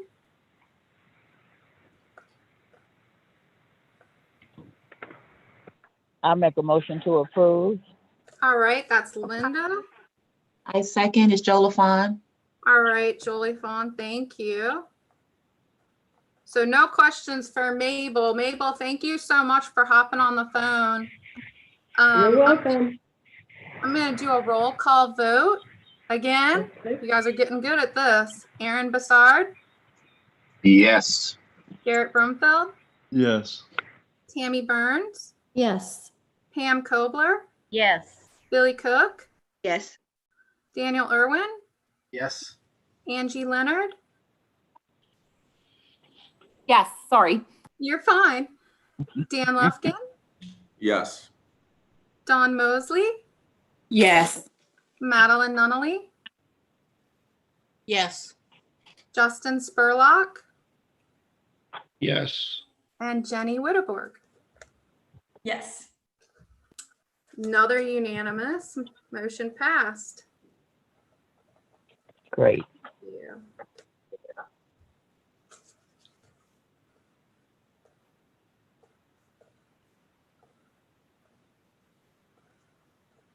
And Garrett, I'll turn it back over to you. All right. Well, it seems like we finished up a little early. Lauren, did I miss anything? And we would need to discuss in miscellaneous or anything? I don't have anything that you all have missed. I don't have any notes of anything outstanding. And Lauren, you got my my remarks for the annual report, right? I certainly did. Okay. And again, feel free to, we can tweak those however need be. Hey, But Lauren, hey, Garrett, this is Dee Dee. This is Dee Dee. Can I make one last comment that I forgot to mention when I was giving an update? Just so everybody will know, our field offices, we were open back up for face-to-face by appointment only client visits. But we, as a result of COVID increases, numbers and of the holidays, we actually just this past Friday decided that after Thanksgiving this week, we will not see clients in our offices again face-to-face until after both holidays and a quarantine period. So we're looking at coming back with face-to-face appointments after January the 15th. So we're closed on the 18th. So if anybody has another appointment, it would be after January the 18th, starting January the 19th.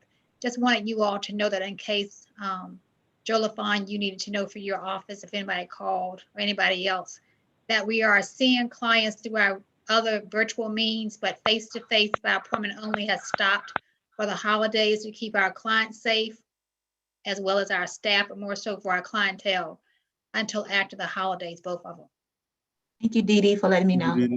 Thank you all. And Lauren, both Pam and Judy Witterberg both asked about dates for upcoming meetings in March. And this brings me to something that's going to be really important for you all, because I am not on VPN right now. But what I have done is I have worked on your website, your SRC website, to make sure that all of your meeting materials for upcoming meetings are on the website. Your dates are right there currently in the meeting materials. And so I'm trying to make your website more useful to you as members. So that is also where newsletters are getting housed. And I'm just trying to make it an easy place for you all to go. Anytime you need a piece of information, like a meeting date or something simple, you can pull up the website, and hopefully if your technology and our technology is working that day, you can find what you need right there. Your March meeting is, I think I can pull this up on my iPhone. Let me see. I have to go into the next year. So I believe it's on the Monday, the 15th, but I'm scared to touch anything on my computer right now. I don't want everything to crash in on me. So I will send you in a follow-up email today your meeting dates. And if there's anything else that you'd like me to send, let me know now. You can put it into the chat, and I'm always happy to send you meeting follow-ups. And obviously, we're still focusing on virtual meetings, right? I mean, for the foreseeable future. Yes. Yes. Your ability to meet virtually heavily depends on the budget language and the state of emergency being intact. So I don't expect that to end anytime soon, though. And of course, we will have a way for you to participate however you need to most comfortably. But no, I don't foresee us being able to get back together in March. It would be a great surprise, but it would definitely be a surprise.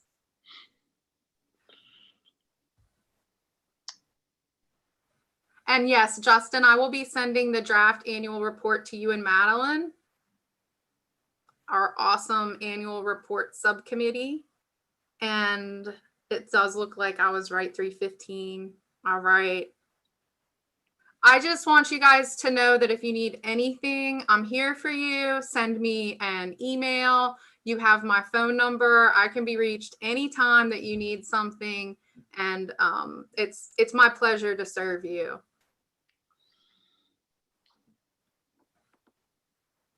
Well, great job, everyone, today for the input. And I know it was a lot to cover and everything. Thank you, Lauren, for the support, as always. Yeah, happy holidays, everybody. Be safe. Yes, be safe. Bye. Bye, everybody. Good job. You guys have a good one. See you guys later. You too.